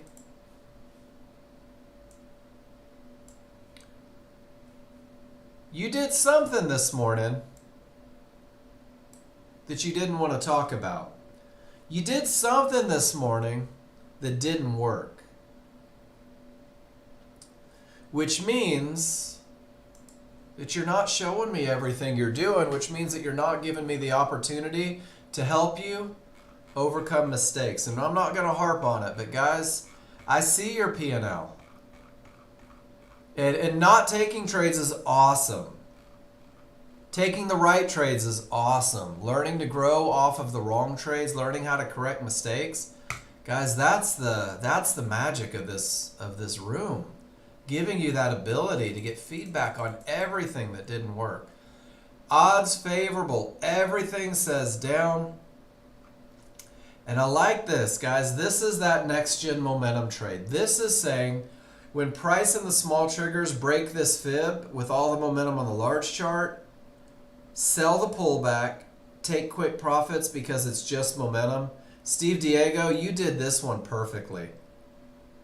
Guys, this entry comes right from the fib, and all it is using momentum, hoping that area breaks. 2 up bars, you're out. Quick profits because it's nothing but momentum. Steve Diego, flawless execution on that trade. And because you knew it was a momentum-based trade, you just took quick profits. Nothing like $200 in 29 seconds to set the day off, right? That's better than a bowl of Cheerios. All right, Wayne. Wayne is one of my guys that takes patterns. This guy sees patterns and creates his own way to make money off of it. So Wayne says, ooh, I like this. Gap trade off mid-band. And this relies on the idea that if price reaches the mid-band and the large triggers are a full bar away, meaning that they are above this reversal bar marker, price is likely to close the gap back to that mid-band or back to those large triggers. Price returns to large triggers. Wayne did that study, and Wayne said, check it out, Mark. From this area that's mirrored by this area, I see it over here. When price starts heading up, I'm going to hop in. I'm going to get paid fast. Because if this turns into a trend trade, I don't want to sit and hope. Wayne, this is awesome. That is beautiful use of the gap theory. Taking a pattern that you'll recognize beyond the high probability trend trade and finding a way to profit on it. I love it. Perfect. And what did it do? It went up. He got out of trouble. And then he said, hey, check this out. On the way down, this looks just like a trend trade. Let me see if I can't make a little money back down with this level of momentum. That's heads up trading, Wayne, sorry. Beautiful, beautiful trading. The first one is counter trend based on a pattern. The second one is nothing but advantages based on a pattern. Great work on that one, dude. I'll tell you guys, there's some of you that I see your trades and I'm like, oh man. And then I get to know you and I get to realize that you put the time and the study into it, and I start learning stuff from you. Because I come into this room with a pretty pretty conservative approach because it's designed for new users. All right, Josh. NASDAQ. Odds favorable momentum? Yep. Clear path? It's a 50-50. Pull back to the 1-to-1s? Not even close. 4 points off those 1-to-1s. Little triggers still above large on the 13-2. Entered 2 ticks above. Oh, the pink 1-to-1s. One contract. So, all right. So, Josh, you said, I don't want to catch this on the way down. This is the NASDAQ. I'll catch it on the way up from the area. Wayne, do you see the influence you have on people? That was your area for potential hold, but you didn't jump in on the way down, Josh. You said, let me force it to start heading back up and let me manage aggressively because it's only 50-50. Wayne. Nice trade, Josh. Nice patience on the exit. And great recognition that everything's still set up, so the likelihood of it going up was stronger than the likelihood of it going down. Nicely done.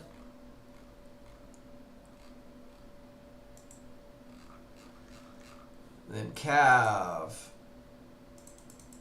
Price and triggers broke above the fib.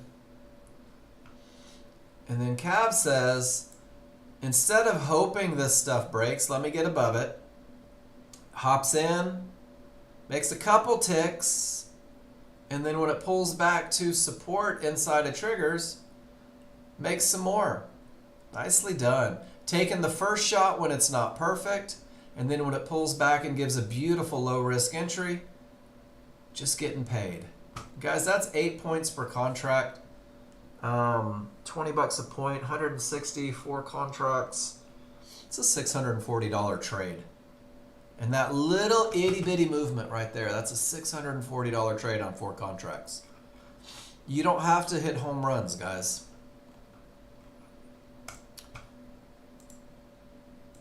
All right, JR, are you with me?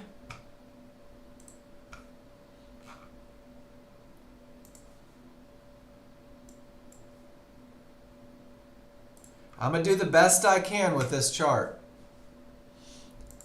So it looks like a termination condition stopped the market. And this is crude oil. So we'll go to the actual crude oil chart as well. And then they retested that termination condition. And then you got odds favorable momentum on this chart with nothing in the way. And you said, I'm going to treat it like a trend trade. Does that sound about right, JR? Because based on what I see, I like it. Let's go look at the actual market. Let's see what the other 2 charts said right around 8:35.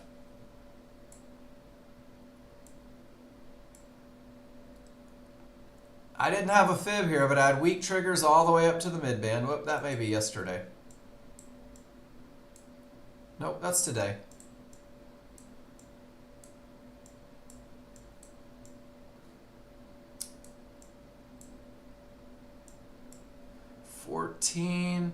JR, are you with me or am I just spinning my wheels here?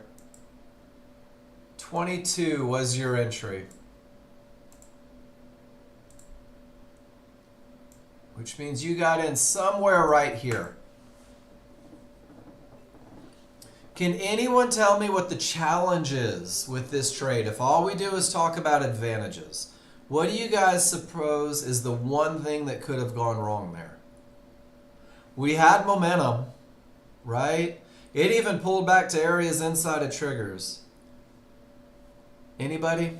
Is my microphone on? It's a termination, right? This is why that large chart, small chart is so important. I love a market flow chart. That should be the last thing you look at because your large chart said don't do it. And your large chart was right. Let the large chart lead the way, guys. It'll take a lot of the, it'll take a lot of time out of your day. It'll keep you from doing analysis after the market's already told you that it's probably not going to be your best bet. which means that it takes the stress out. It means that you're not beating yourself up trying to find 1,000 reasons that aren't there, because the large chart already told you this is more likely to lose than win. Weak bottom into 2 terms. Amen, Wayne. All right, odds favorable, 50-50. Not a term line, that's just Fibonacci resistance. But it is an area inside of triggers on a 50-50, no divergence, risk is perfect. I'm assuming you're going to show me more to this trade. Got run over. All right. So let's go to, hold on, is the next one? All right, so let's go to this picture, Wayne. And I want to talk about everything that I see. And I'm sorry you got slipped. I hate getting slipped, but it does happen. So guys, we're going to talk about some ideas here. And his annotation was perfect. It was odds favorable momentum, and this line had the potential to break because of that momentum. But this is where those basic lessons pay dividends. This is a bad top. This is not a termination that reverses the market. So that's strike one on the 50-50. And that's probably the biggest strike one. 50-50, less likely to work, especially at the mid-band, because very often they like to continue up. And then if you're using the market flow chart, those small triggers screaming against you, Wayne, on an iffy trade, like on a 50-50 trade, something like that, the same way you use them brilliantly to catch those momentum trades, there's got to be just a little level of respect. So if this isn't perfect and then this isn't perfect, that's where I'm more inclined to be a little more patient and wait for the full reversal bar. Does that make sense? The look is good, but there was a couple little chart reads in there that I think could have kept you out of trouble. And the bad top is really where it starts. For me on a 50-50, these weak tops, it's more likely to continue up. And it looks like that's exactly what it did. And this is what I love about watching you guys, is when this one fails, you take a small loser. Who cares? I got work to do. Everything says up, nothing's in the way. Perfect pullback right to the bottom of the window, virtually no risk. And you didn't catch this one. And then Wayne, there's a good example too. Those triggers are coming down. Once you get above, and that's almost your entry too, it starts heading back up. And yeah, that was the perfect look, man. And sometimes you got to go for a cup of coffee. But guys, these are important pictures. Wayne didn't just say, damn it, missed it, kick the dog. Wayne said, look at this. Let me take this picture. Let me annotate this chart. Let me make sure that every time I'm in front of the market and this sets up, I don't miss it because it's beautiful. And I agree with you, Wayne. That is so good. Dima, that is a pretty vague question. In what instance? When everything is perfect? When it's not quite perfect? For a trend trade, for a momentum trade, for an HVA trade? There's so many options that start racing through my head on this. In this particular trade,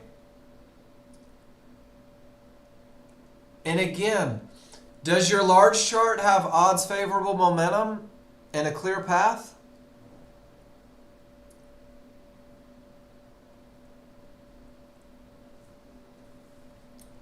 Let me show you what I mean. So check it out, Dima. If your large chart looks like this, and you have odds favorable momentum, and you have a clear path, and you have an area inside of favorable large triggers, why the hell are you looking at a market flow chart? You have everything you need on 2 charts to take the highest probability trend trade Nexgen teaches. Does that make sense? So there's one option, and then hold on. I think we're going to get your answer. But now you find yourself in a position, Dima, where it's not the perfect trade. It's a medium probability trade. It's a 50-50 trade. And it's coming from a weak top. So if you already have a problem here, do you want to create a second problem on a different chart? Letting the large chart lead the way. So it's kind of like trickle down. If this chart's perfect, give me the freaking entry.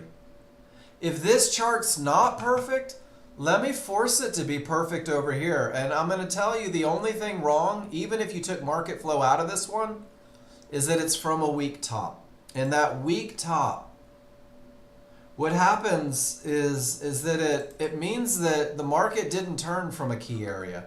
And when you go to these 50-50 trades, to have the highest probability chance of success, that it's that strong top or bottom that gets you.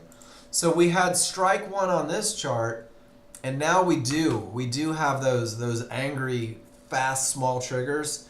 I don't know that I'm going to fight 2 charts and hope for the result. Does that make sense? I think that got your question. It's a good question. So yeah, so it depends. If it's perfect, I don't need an 8 range chart. If it's not perfect and I'm looking for this chart for confirmation, I love the close on the correct side. I love getting to the right side of those triggers. My brother and I were watching the market this morning, and he's like, all right, most of it says it's going to go up, and it's probably going to go up. And his fast triggers on his 1 minute chart were screaming against the trade. And this was the first spot where it might have gone up, and you can see it right here.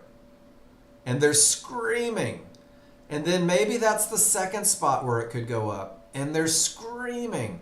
And then once we get down to the bottom, once you get to the other side, that's where the up starts. So there's a lot of value in not fighting that range chart, not fighting those strong triggers. But there's also a point where everything's perfect. I don't really worry about them, and that's a good example. Great question. I hope that made sense. And Wayne, just great trading, great chart reads. All right, Miss Jen. Odds favorable. It's peeking its head through there a little bit. It's like, Jen, you know what? We're coming from a strong top. Life is good. We're cranking down. Here's an area for entry, and Jen says, guys, this is a NASDAQ thing. Jen says, you know what? I'm not going to fight these small triggers. I'm going to get in on the other side of those triggers. And then, Jen, it's just Easyville, population U. Great patience on your entry. Guys, if you're NASDAQ traders looking for trend trades, fighting these small triggers is one of the worst things you can do. Getting in on the other side of those triggers really takes a lot of the stress out of the trade.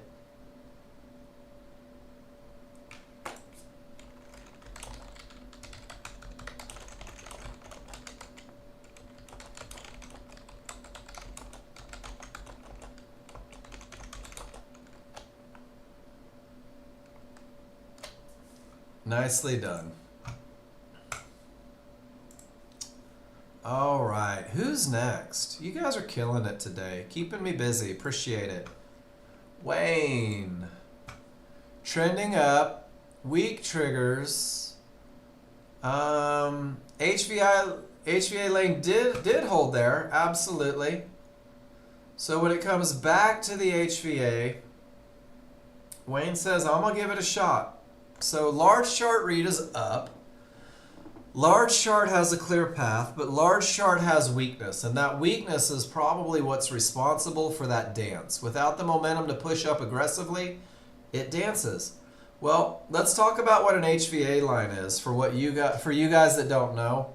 This HVA line is the point where this breakout bar confirmed that the buyers wanted to go up, and that green line was the highest concentration of buyers on this bar. So Wayne sees it, and when the large chart says up but it isn't perfect, he goes, man, This is a line in the sand from the buyers. This is where they said they were going to unload and try to get to the upside. Well, I'll just try to get in at that line with minimal risk and see if they're able to do it. And great job, Wayne. It's a great read. Large chart led the way. Large chart said up, and then you use those smaller, faster charts to kind of refine it into where was the most probable spot.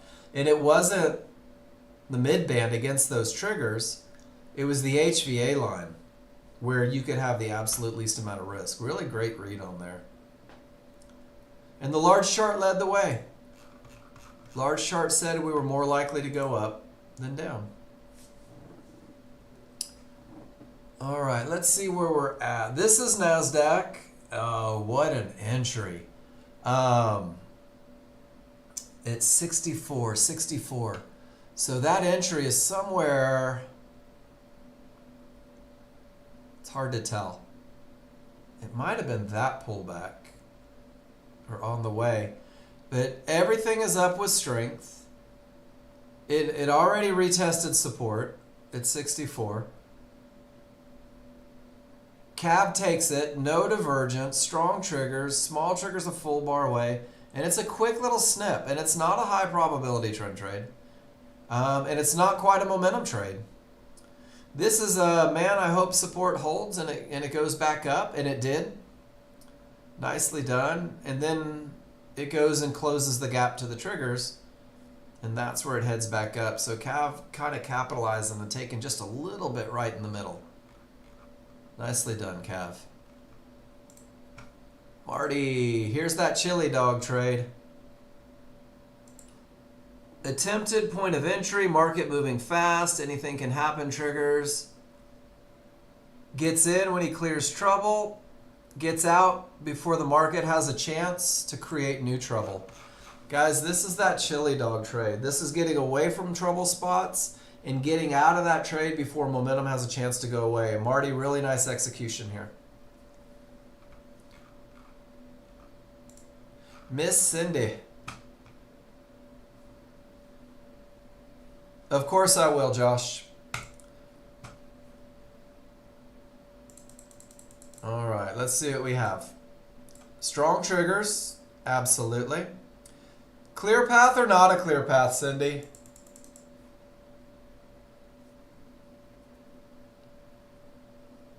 Not a clear path. So why do I say that? Because if it's not a clear path, then I know that I need to manage a little assertively, right, Cindy? I know that, man, it's not perfect.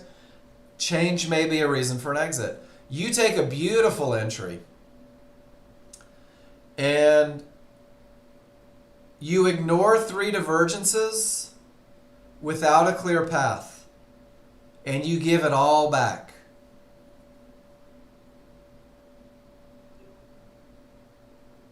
Okay, so you had 2 divergences on a 50-50, which is problematic. But you do take a great entry, super low risk, and this is the one.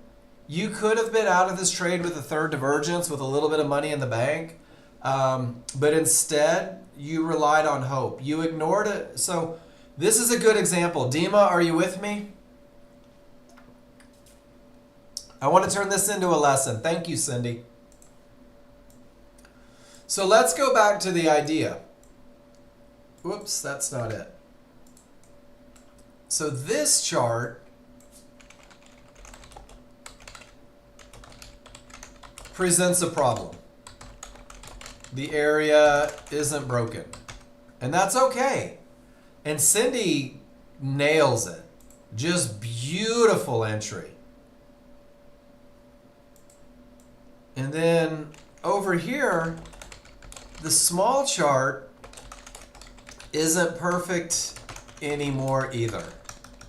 3 divergence in the same price range.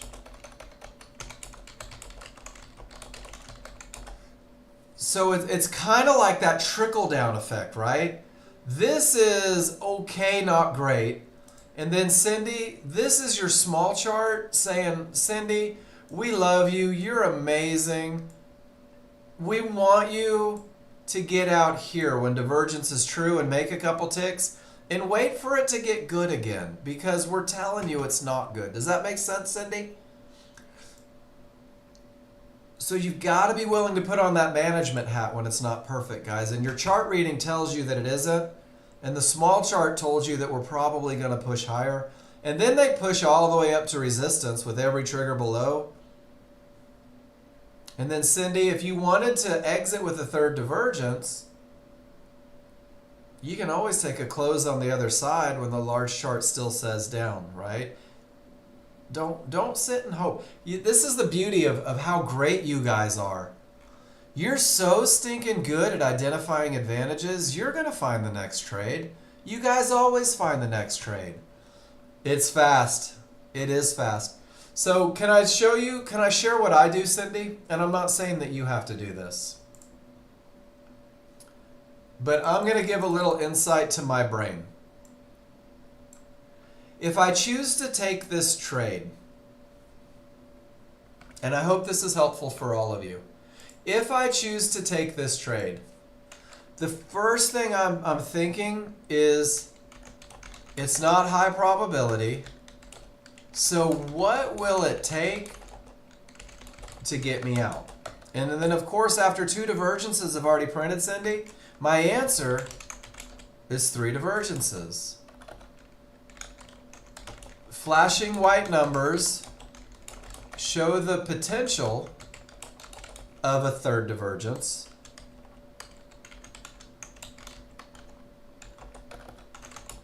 That third divergence will be true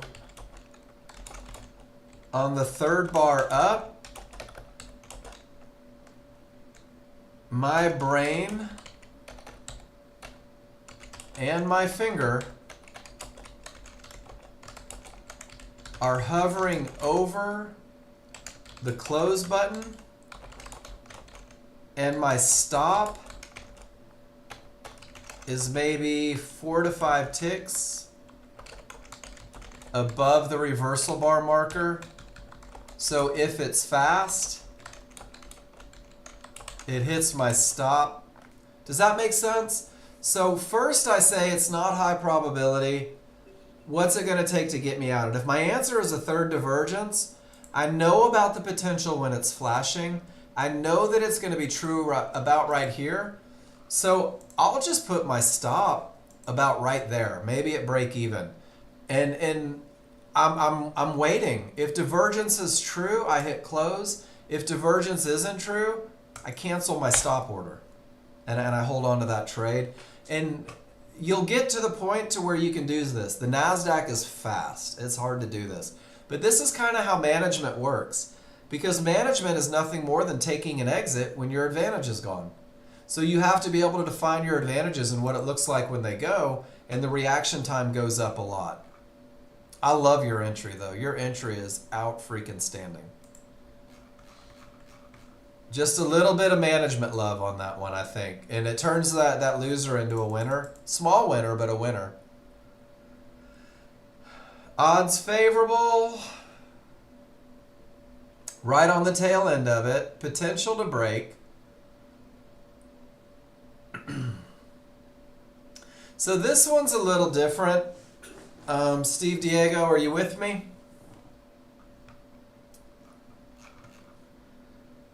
One of the requirements of that momentum trade is that the small triggers break through, and I'm not sure in the moment that they had yet. I think they did after the bounce down and the return up.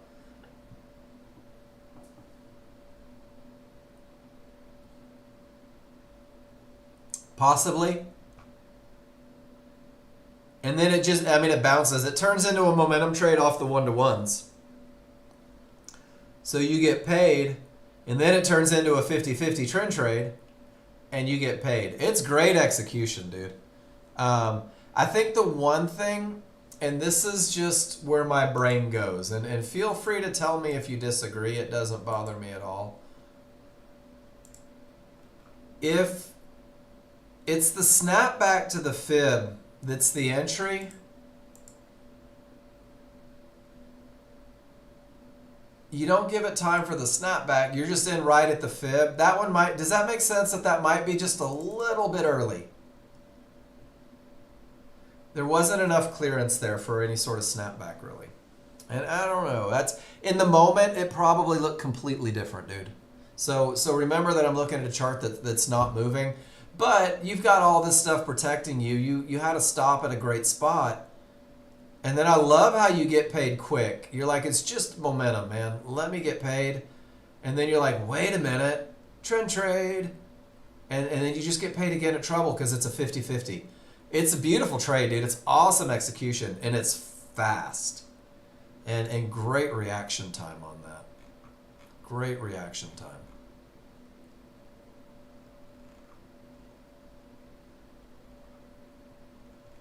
All right, Josh, are you back? It's the same trade. It's really the same trade. You guys are at the tail end of momentum. Everything says up. No, second trade was a trend trade. Whoops. Second trade was a 50-50 from the area.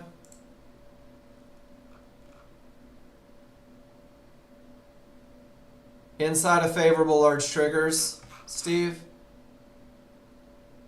Momentum trade would have been from here at 10.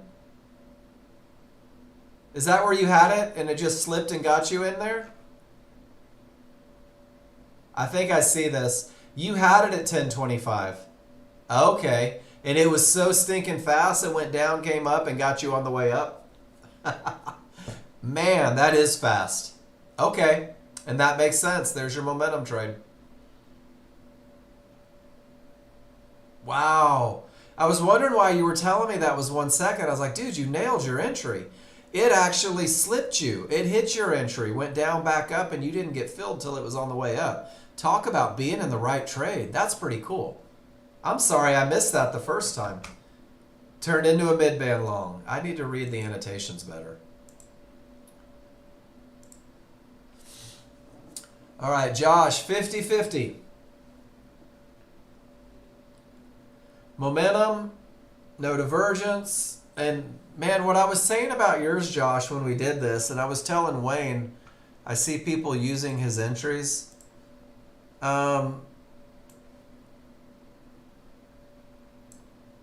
So you entered 2 ticks above, but you didn't enter 2 ticks above on the way down. You entered 2 ticks above on the way up. So Josh, you made it prove that it was going to be bouncy, right? You said, I'm not just going to get in on the way down because it could be here, it could be here, it could be here, it could be here. And you kind of took it off the top one. And that's cool. I like it. And I was telling Wayne, that looks a little bit like a Wayne entry. Yeah, but so this is one of those things. This is a double-edged sword. The one thing that happens when you do this is it doesn't change where your stop goes, right? So you're playing the odds. You're hoping that it goes up there. And then once it gives you the reversal bar, it's awesome. But if it fluctuates and goes down, are you willing to hold that one all the way down here? And that's it. Then your stop's around 45 ticks. So that's all I'm asking is did you have your management in play? That's all it is. It's understanding. So you had your stop at an area inside of favorable large triggers on a 50-50.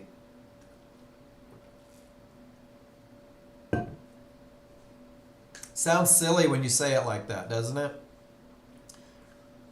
I have a 50-50 trade. I'm going to put my stop at an area inside of favorable large triggers. That's okay. This one worked out for you. It really did. And NASDAQ is a different animal. It is. And I think that's not a bad thing. So what you took, Josh, and Steve did this, is with that trigger look, it's kind of a momentum trade off of those pink 1-to-1s, which I like. I support the trade. And then if that momentum trade fails and it turns into a trend trade, that's where you've got to say to yourself, my stop goes down here. So this one started up. If it failed, and watch, it did fail. When it failed, do you see how it turned into a trend trade? So the entry's cool. When the failure on the momentum trade happens, they typically turn into trend trades. So you're just on, there you go. If it would have failed, hell yeah, they do. Yellow 1-to-1s mean something on every market, Josh. Those are 100% Fibonacci alternates. Those are huge, huge indicators. Those are used by so many institutional traders.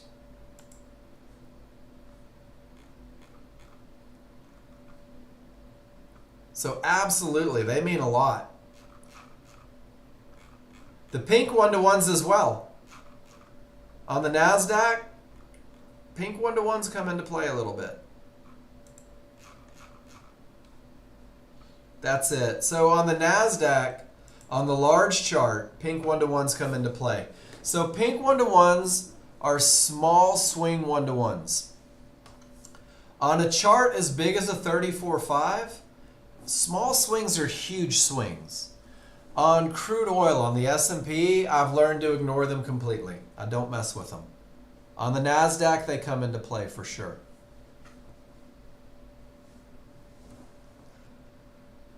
All right, Jen, weak bottom, odds favorable, 50-50. Yeah, I do too, Josh. Large chart looked great, almost. Divergence on a 50-50 from a bad bottom. Jen says, I'm not going to arbitrarily jump in. Absolutely, dude. Keep posting because the small triggers are down fast. Jen, you get in on the correct side. It slips you a couple bars. Out at trouble. Out at the second trouble. On a 50-50, why wouldn't you be?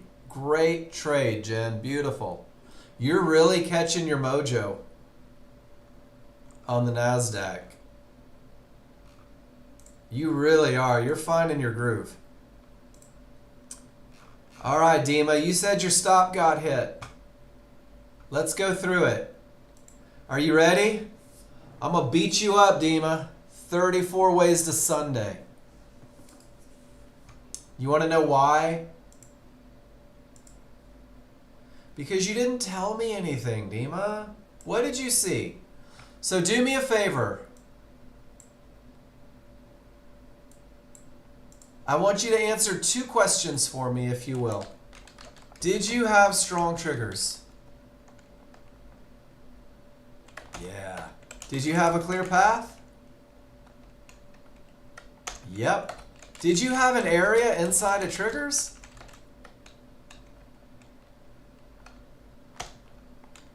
Yes. Perfect. Awesome. Kick butt. 70 to 80%. Guess what?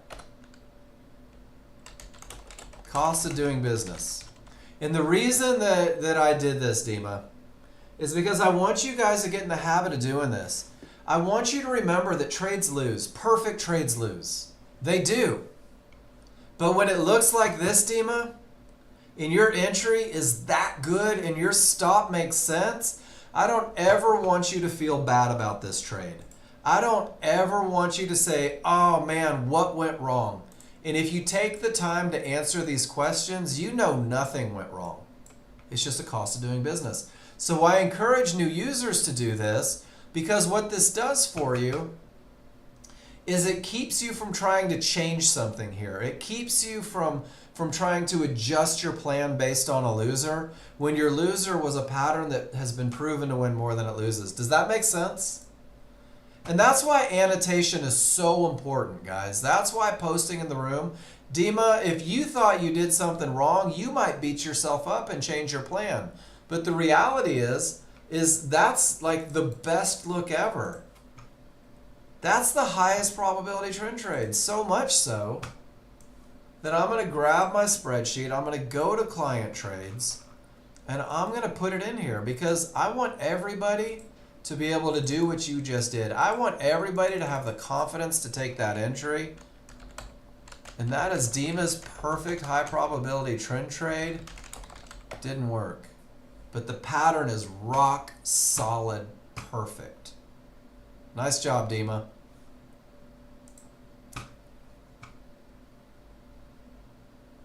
I know. Pretty good lesson, right? Man, guys, I'm so easy to get along with. I want you guys to post. I want to give you everything in my power to make you a better trader. First time NASDAQ.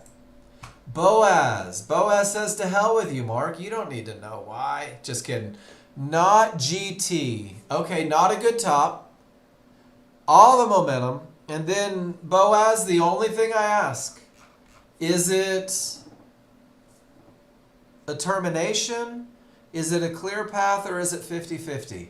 Is it potential to break? What do you think? 50-50. And the only reason I ask that is because now you're thinking to yourself, I'm going to have to manage this if something changes, right? That's it. Your entry is beautiful. And on the NASDAQ, when those small triggers are a full bar away, that is the lowest risk sniper entry ever. This divergence low at 34 represents your first area for trouble. That's a great place to take profits. And you'll notice that it was right about 34 where that second divergence printed, and that's what killed this trade. Beautiful trade, Boaz. Killing that NASDAQ. Once you guys know your rules, you can do it. I love that trade. Miss Jen, bad bottoms, triggered roll, odds favorable. I want you guys to steal Jen's ideas here. She knows where the market is most likely to continue. She recognizes her advantages, but on the NASDAQ, she's not willing to fight these small triggers. Instead, she gets in on the correct side, the winning side. And sure enough, that market goes right up to trouble. Jen, once again, absolutely beautiful. Are you finding that this is keeping you out of a lot of trouble? It seems to be. You're killing it. You're killing it. All right, Boaz. Great bottom. Beginning of momentum. Not really a 50-50 though, and that's the one thing. Let me see where you're getting in. 61.35. 61. Okay, so we're talking about, you've got it circled down here. So Boaz, do you see how it's directly into a termination condition here? There's your fibs. All your triggers are below it.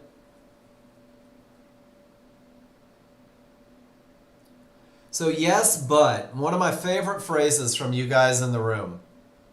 Yes, but. Mark, I know my rules aren't met, but let me show you why I was willing to take a shot. And Boaz,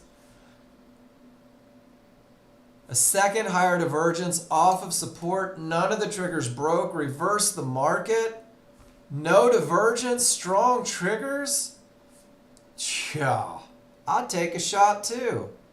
Boaz, what you just illustrated is an amazing chart read that forced you to make an intelligent decision on whether or not you were willing to break the rules on that termination condition.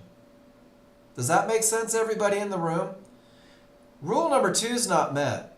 Boaz said, let me weigh out my advantages versus my disadvantages. So this is what I call the bar fight scenario. For you guys that have ever been in a bar fight, maybe you'll appreciate it. Good bottom is 1. Second higher divergence, there's another guy on your side. Momentum. Small chart, everything says up. Everything's going up. Retest on here. Your entry might be off a confirmation bar. And then there's one thing against you. And guys, this strong bottom maybe gives one more arrow up. And all he did is said, this is what's in favor of this trade. This is what's against that trade. I know my entry is somewhere here. And then Boaz, instead of just arbitrarily jumping in, I don't know where you got in, waiting for an up bar, establishing your risk, because you are on the wrong side of things, puts you in a position to take advantage of that strong bottom. Great job, dude. Great job. I appreciate you posting in the room. I appreciate the annotations too. Your annotations let me know that you're thinking about the big picture, not just that little spot. And that's amazing. That's exactly what we're looking for. All right, guys, I'm going to take 5 minutes again. And I'm going to go ahead and do it. I'm going to call some people out real quick. I've got a lot of you in this room that I know you're trading. I know you're simulating. I know you're practicing. I know you're trying to get better. And the one thing that you're not doing is giving me the opportunity to help. Guys, there is a path that Nexgen has been going through forever. And I'm just, this is your open invitation, guys. To minimize your learning curve, post your trades in the class. Every trade, win, lose, or draw. We saw a great example of Dima posting a loser, and all he got was gold stars and high fives because he posted the right loser. And if you win and the rules are wrong, you may have a short-term victory but a long-term failure. How are you going to know the difference? To be sure, you need feedback. We're here to help. So if you place a trade on the simulator, if you participate in class, guys, you can't lose money on simulator. It's impossible. You just need someone to tell you what you did right or wrong. This is part of the educational magic. So it's up to you. Give me the opportunity or don't. One of them is going to get you where you want to be faster. Ron, go live some life. Have a great time. And Jen, I wouldn't improve if my brother didn't coach me. Everybody needs a coach, guys. Everybody needs someone that has no connections to your money, to your emotions, and just tell you where you're at. So guys, I've got odds favorable momentum. 56 has the potential to break. 7170 is a textbook termination condition. No clear path, not a strong bottom. We'll see how that ends up. There's that strong bottom that Boaz had, and it made it to termination conditions, and now none of the triggers are through. You could hope it breaks, or you could let it break and have that potential. I'll see you guys in 5 minutes. Go stretch your legs.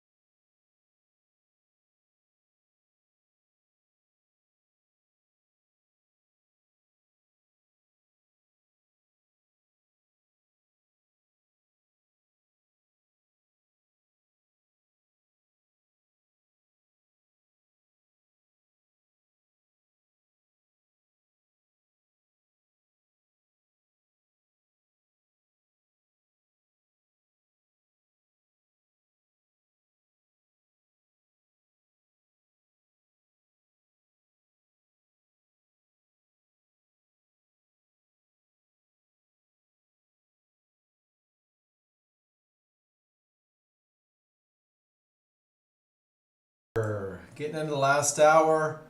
Let's see if the market's giving anything up. Kurt, let's see what you did, brother.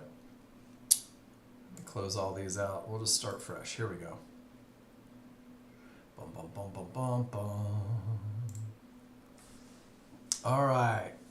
Odds favorable? Yep. Back of the bar clears trouble? Yep. Odds favorable? Yep. Didn't work. No trouble areas. Divergence formed after entry. Couldn't close too fast. Stopped you out. So, Kurt, you tried the chili dog, right? Didn't work. So how did you feel about that 50-50 after the chili dog? Did you catch that with the close on the right side of the triggers? You did not. So this is one of those things that happens, Kurt. Man, I see people making money on the chili dog, right? The one thing I tell everybody, and nobody has to listen to me on this, it doesn't matter if you do or not, I don't think the NASDAQ is a good market for the chili dog. I think the NASDAQ is hyper volatile, and the stops that you have to put on the NASDAQ are bigger than any other market. And look at this right here. Boom, boom, boom. This is so common on the NASDAQ. I like the trades. You followed the rules, Kurt. The execution is beautiful. But one of the things, and I like this, so one of the things that I say to myself, and I don't take this trade, but if I did, and when I was practicing it and learning it so that I could teach it, is I instantly had this mindset, Kurt, that the whole reason I'm in is because the large chart has odds favorable momentum, and 99% of the time, it will be either a clear path or a 50-50 look. You with me so far? So this is the whole reason I'm getting in. This is just an entry chart. So my brain instantly says, if I'm entering based on momentum, I'm exiting with a loss of momentum. And you did it beautifully. Great job. But then there's the second piece of the puzzle. If my momentum trade fails, because of the large chart look, I need to keep my trading hat on and see if it turns into a trend trade. Because remember that the large chart's already setting you up for a trend trade, 100%, or a 50-50 trade. So even though this one doesn't work, it's okay, it's a small loss. You're taking a shot at riding the momentum wave, but don't quit. Stay in the fight. Because more often than not, when the chili dog trades, it turns into a trend trade. Does that make sense, Kurt? And I think that everybody adds the chili dog in, and that's cool if that's your only trade. But if you're a trend trader too, if trend trading is one of the trades that you take, then just be aware that failed chili dogs very often turn into trend trades. Good stuff. I'll share the picture. And that's what I figured out from the chili dog trades when I was studying the chili dog trade, is that I could take it, lose 7 ticks, and then it turns into the most beautiful trend trade ever, and I just make it back. Yeah, for sure. And then it's one of those things, understanding the expert and heartburn trades. Ugh. Heartburn trade is the catch down to becoming the trend trade, right, Wayne? So you say, I'll trade the retracement and I'll trade it the other way. Psycho. Not really. I dig it. I won't do it, but I dig it. I love seeing you guys come up with these trades. But that was a good lesson for me, Kurt. As I started looking at this chili dog trade, really just kind of, let me find it here. It helped me out. So understanding the expectation of your trade. If momentum is the only thing getting you in, momentum out's a good exit, and then typically it'll turn into a trend trade. And then once you're in the trend trade, the expectation changes. Now you're looking for that next fib. So great stuff. Good picture. Great lesson. Now it has the potential to break, but there's two divergences. How much are you willing to give up on a trade and still take it? I have momentum. I don't have a clear path. It only has the potential. I'm losing momentum twice on the small chart.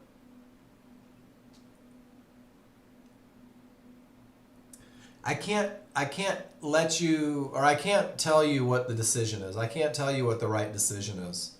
Whether or not this is the right look for you to trade. I believe in, wholeheartedly, learn how to talk to yourself in terms of advantages. Learn how to make these come out loud every time you look at your chart. And if you say, I don't have a clear path, do you see how easy it is to know where your focus should be? Does that make sense? I don't have a clear path. Doesn't it make sense that I insist on these two advantages? And then if momentum or divergence is a lack of momentum, doesn't multiple divergences start to remove that advantage and you just have entry area? See how that worked? Kind of cool, right? That's all talking in terms of advantages is. Once I know what I'm up against, I know how assertive I need to be. I know if I need to wait for confirmation. So, good stuff. What do you guys want to talk about? We'll come back to that one. That termination condition hasn't given up yet, has it? It's still a termination condition. And the market's still pushing down. That area is still not broken. And the market's still pushing down. Rules are a description of patterns that have been proven to win more than they lose. That's it. If you can't describe your charts with the advantages you need to enter a trade, it's okay to not take the trade. It's up to you. I have never once given trading advice. I refuse to. I won't do it. You can't make me. But I'll talk about patterns, and if I see a chart where the advantage is gone, I'll be vocal about it. And guys, this is the example of using patterns when you understand chart reads. So Wayne uses a market flow chart, and this white line is what's called an outer band, and that outer band is a point of exhaustion, is the easiest way to say it. And Wayne, this one's going with the momentum from the outer band. This one's fighting everything from the outer band. And again, I know that we had this talk before. These are two completely different patterns. One is trading to the termination condition. One is trading after it held with odds favorable momentum. But Wayne believes in this outer band, and he believes in just buying it every time and not looking for a home run, saying if I buy it, I'll take it back to the trend trade spot, and if I buy it, I'll take it back to the trend trade spot. And man, he calls it the heartburn trade because he thinks it's funny. I have a bottle of Tums on my desk every time he posts it. But I always have to say, it's his ability to read his charts that he created a plan that suits him. He feels good about it. And it works for him, and it works more than it doesn't, which should be the basis for every plan. So, great job. Got paid while moving the stop. Trade took 5 seconds. And it's just a quick little snippet. Well, that's a trend trade, not really. Big split triggers got run over. Ugly triggers got run over. So they're not really trend trades. Large chart's not giving you any advantages. Small chart gives the look of a trend trade. But you're really, these versions, you got terminations on both sides, and you're using that point of exhaustion to trade within the clearly defined problem, if that makes sense. And you know it's not a home run, so you just get paid. It's beautiful. Base hits pay bills. There's nothing trend trading about either of these because the trend is up. Does that make sense? And that's me being a stickler on language. It can't be a trend trade if you're not trading with the trend, if there is no established trend. It could be a mid-band short. Does that make sense though? I know sometimes I get caught up on language. And that's just because this is an education room. Because language is important, I think.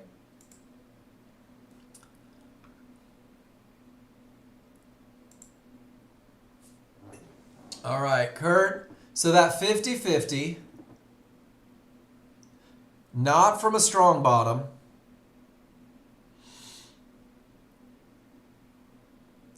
And it ultimately fails. And it gives you at least some place to put a stop. But notice how it has divergence. And what is divergence? It's a loss of momentum. So there's that damn chart read again. If I don't have momentum and I don't have a clear path, why am I worried about an entry area? And it happens. It doesn't always turn into the right one. The rules still have to be met, right, Kurt? And divergence from a bad bottom. Yeah. So, yeah, I like it. Great job pumping the brakes on that one. Hey, Cav, welcome back. You want to drop your charts back in? Or you want me to chase them up through the chat box? I think we all just talked a whole bunch of crap about you and how horrible your trades were. And not really. Actually, if I remember right, you had some great trading going on. I'll scroll through. Let me find the Cavs and I'll click on them. And we'll come talk about them because I think it's important that everybody gets feedback. And if you have to leave for a little bit, doesn't mean you shouldn't get feedback. Just means we'll revisit it. Dun, dun, dun. There's one. There's one.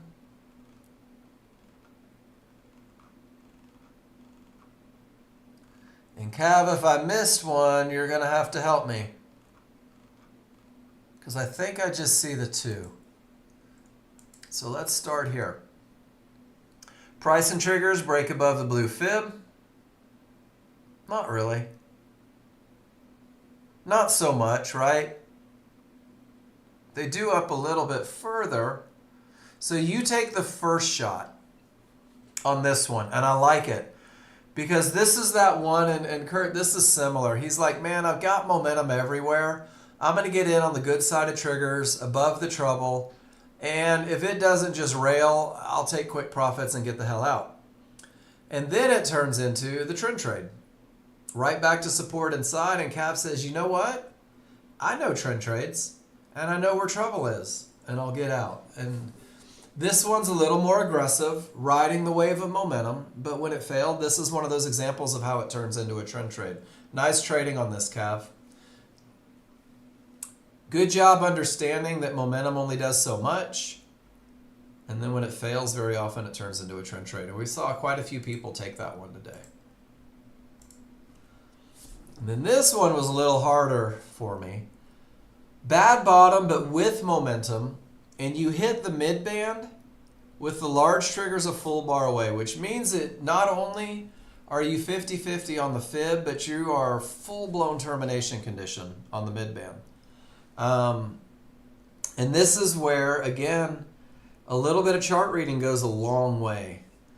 You have the craziest strong triggers on both charts, and Cav knows that it's hard to stop that much momentum. The small crowd usually tries, but momentum very often gives a second push. And he says, I'll get in at a fib, at a mid-band, with the strongest triggers ever. And Cav, what did you risk on this one? Maybe 4 or 5 ticks? It either worked or it didn't?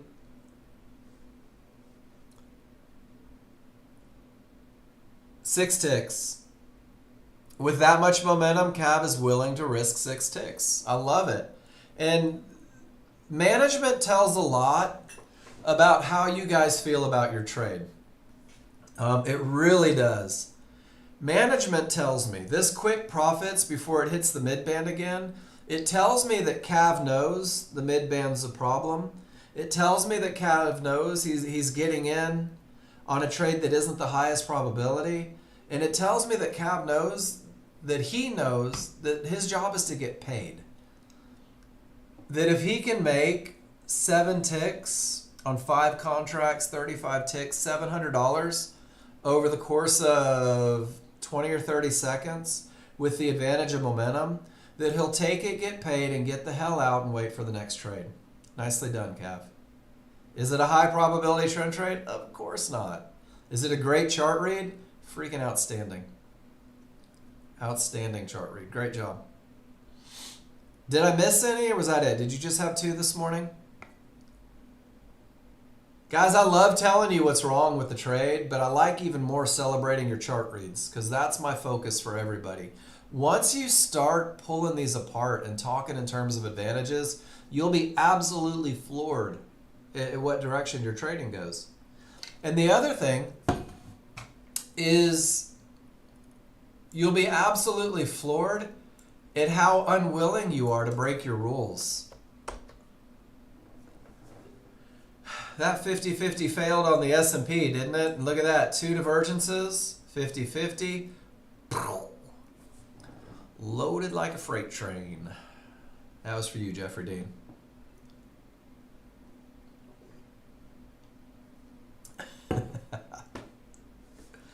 All 80s hairband references will be directed towards Jeffrey Dean. What do you want to talk about, guys? If you haven't done it, go play Appetite for Destruction from start to finish. You'll be amazed at how cool it was, and you will be surprised at how obscene it was.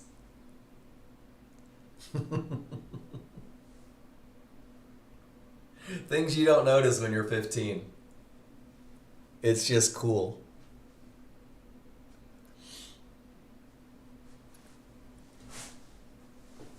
Best moments ever.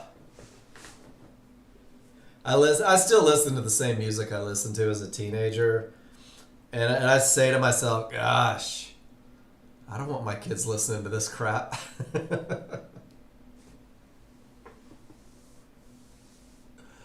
I think my kids' music is worse, though.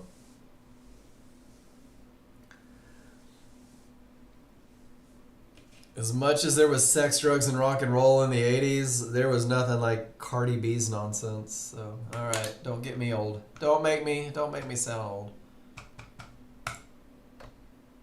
It's just different, Jeffrey. It's just different. Every generation has their thing, right? My dad loved Jimi Hendrix, loved The Who. His dad played in a polka band, played music at Soldier Field. Well, it's because you're old, Gary. And his dad hated it, and my dad hated it, and I hated my kids. And man, that's been going on for generations. Look at that termination condition. It's still holding, right? Your grandparents played in jazz bands? My grandpa was, actually, and his dad was a musician too. True story, during the Depression, my grandpa's dad used to play in Chicago nightclubs for the mob, for the mafia. And they would deliver food to his house. That's how they survived the Great Depression, was with music. It's a good story. And you guys may remember that Al Capone's brother changed his last name to Novak. My dad said that kept him out of a couple speeding tickets on the south side of Chicago when he was a teenager. Gotta love the history. Guys, what do we want to talk about? I love talking about rock and roll, but are there any trading? Yeah, Jen, I love the stories. Got some amazing stories in our family. And it's funny, I have zero musical talent. None. None whatsoever. That's my wife's thing.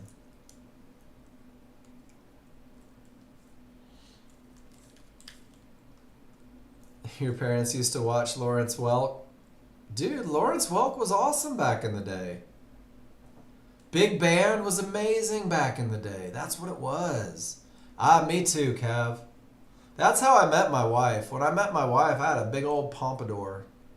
She thought I looked like Harry Connick Jr. Reeled her in. Got married in blue suede shoes. Talk about stereotype. Looked like I fell out of a Stray Cats video back then. Alright guys, no rules met on crude. No rules met on the ES. So what do we do? If our rules aren't met,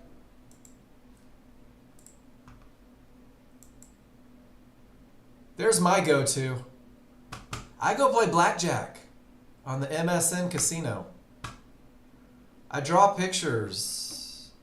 I watch videos. I do anything other than hope the market decides to do what the indicators are saying it's not going to do. Guys, what do you want to talk about? I got 27 of you in here, and every one of you has every question you've ever wondered about this software answered. That's it. Just playing video games. Guys, there's probably 100 different ways to use this software. You just have to find your way. That's the goal. The goal is that you find your way. Congratulations, Cav. New grandson. I'm not there yet. John and Melinda have... Chris's daughter was born last year. Oh my gosh.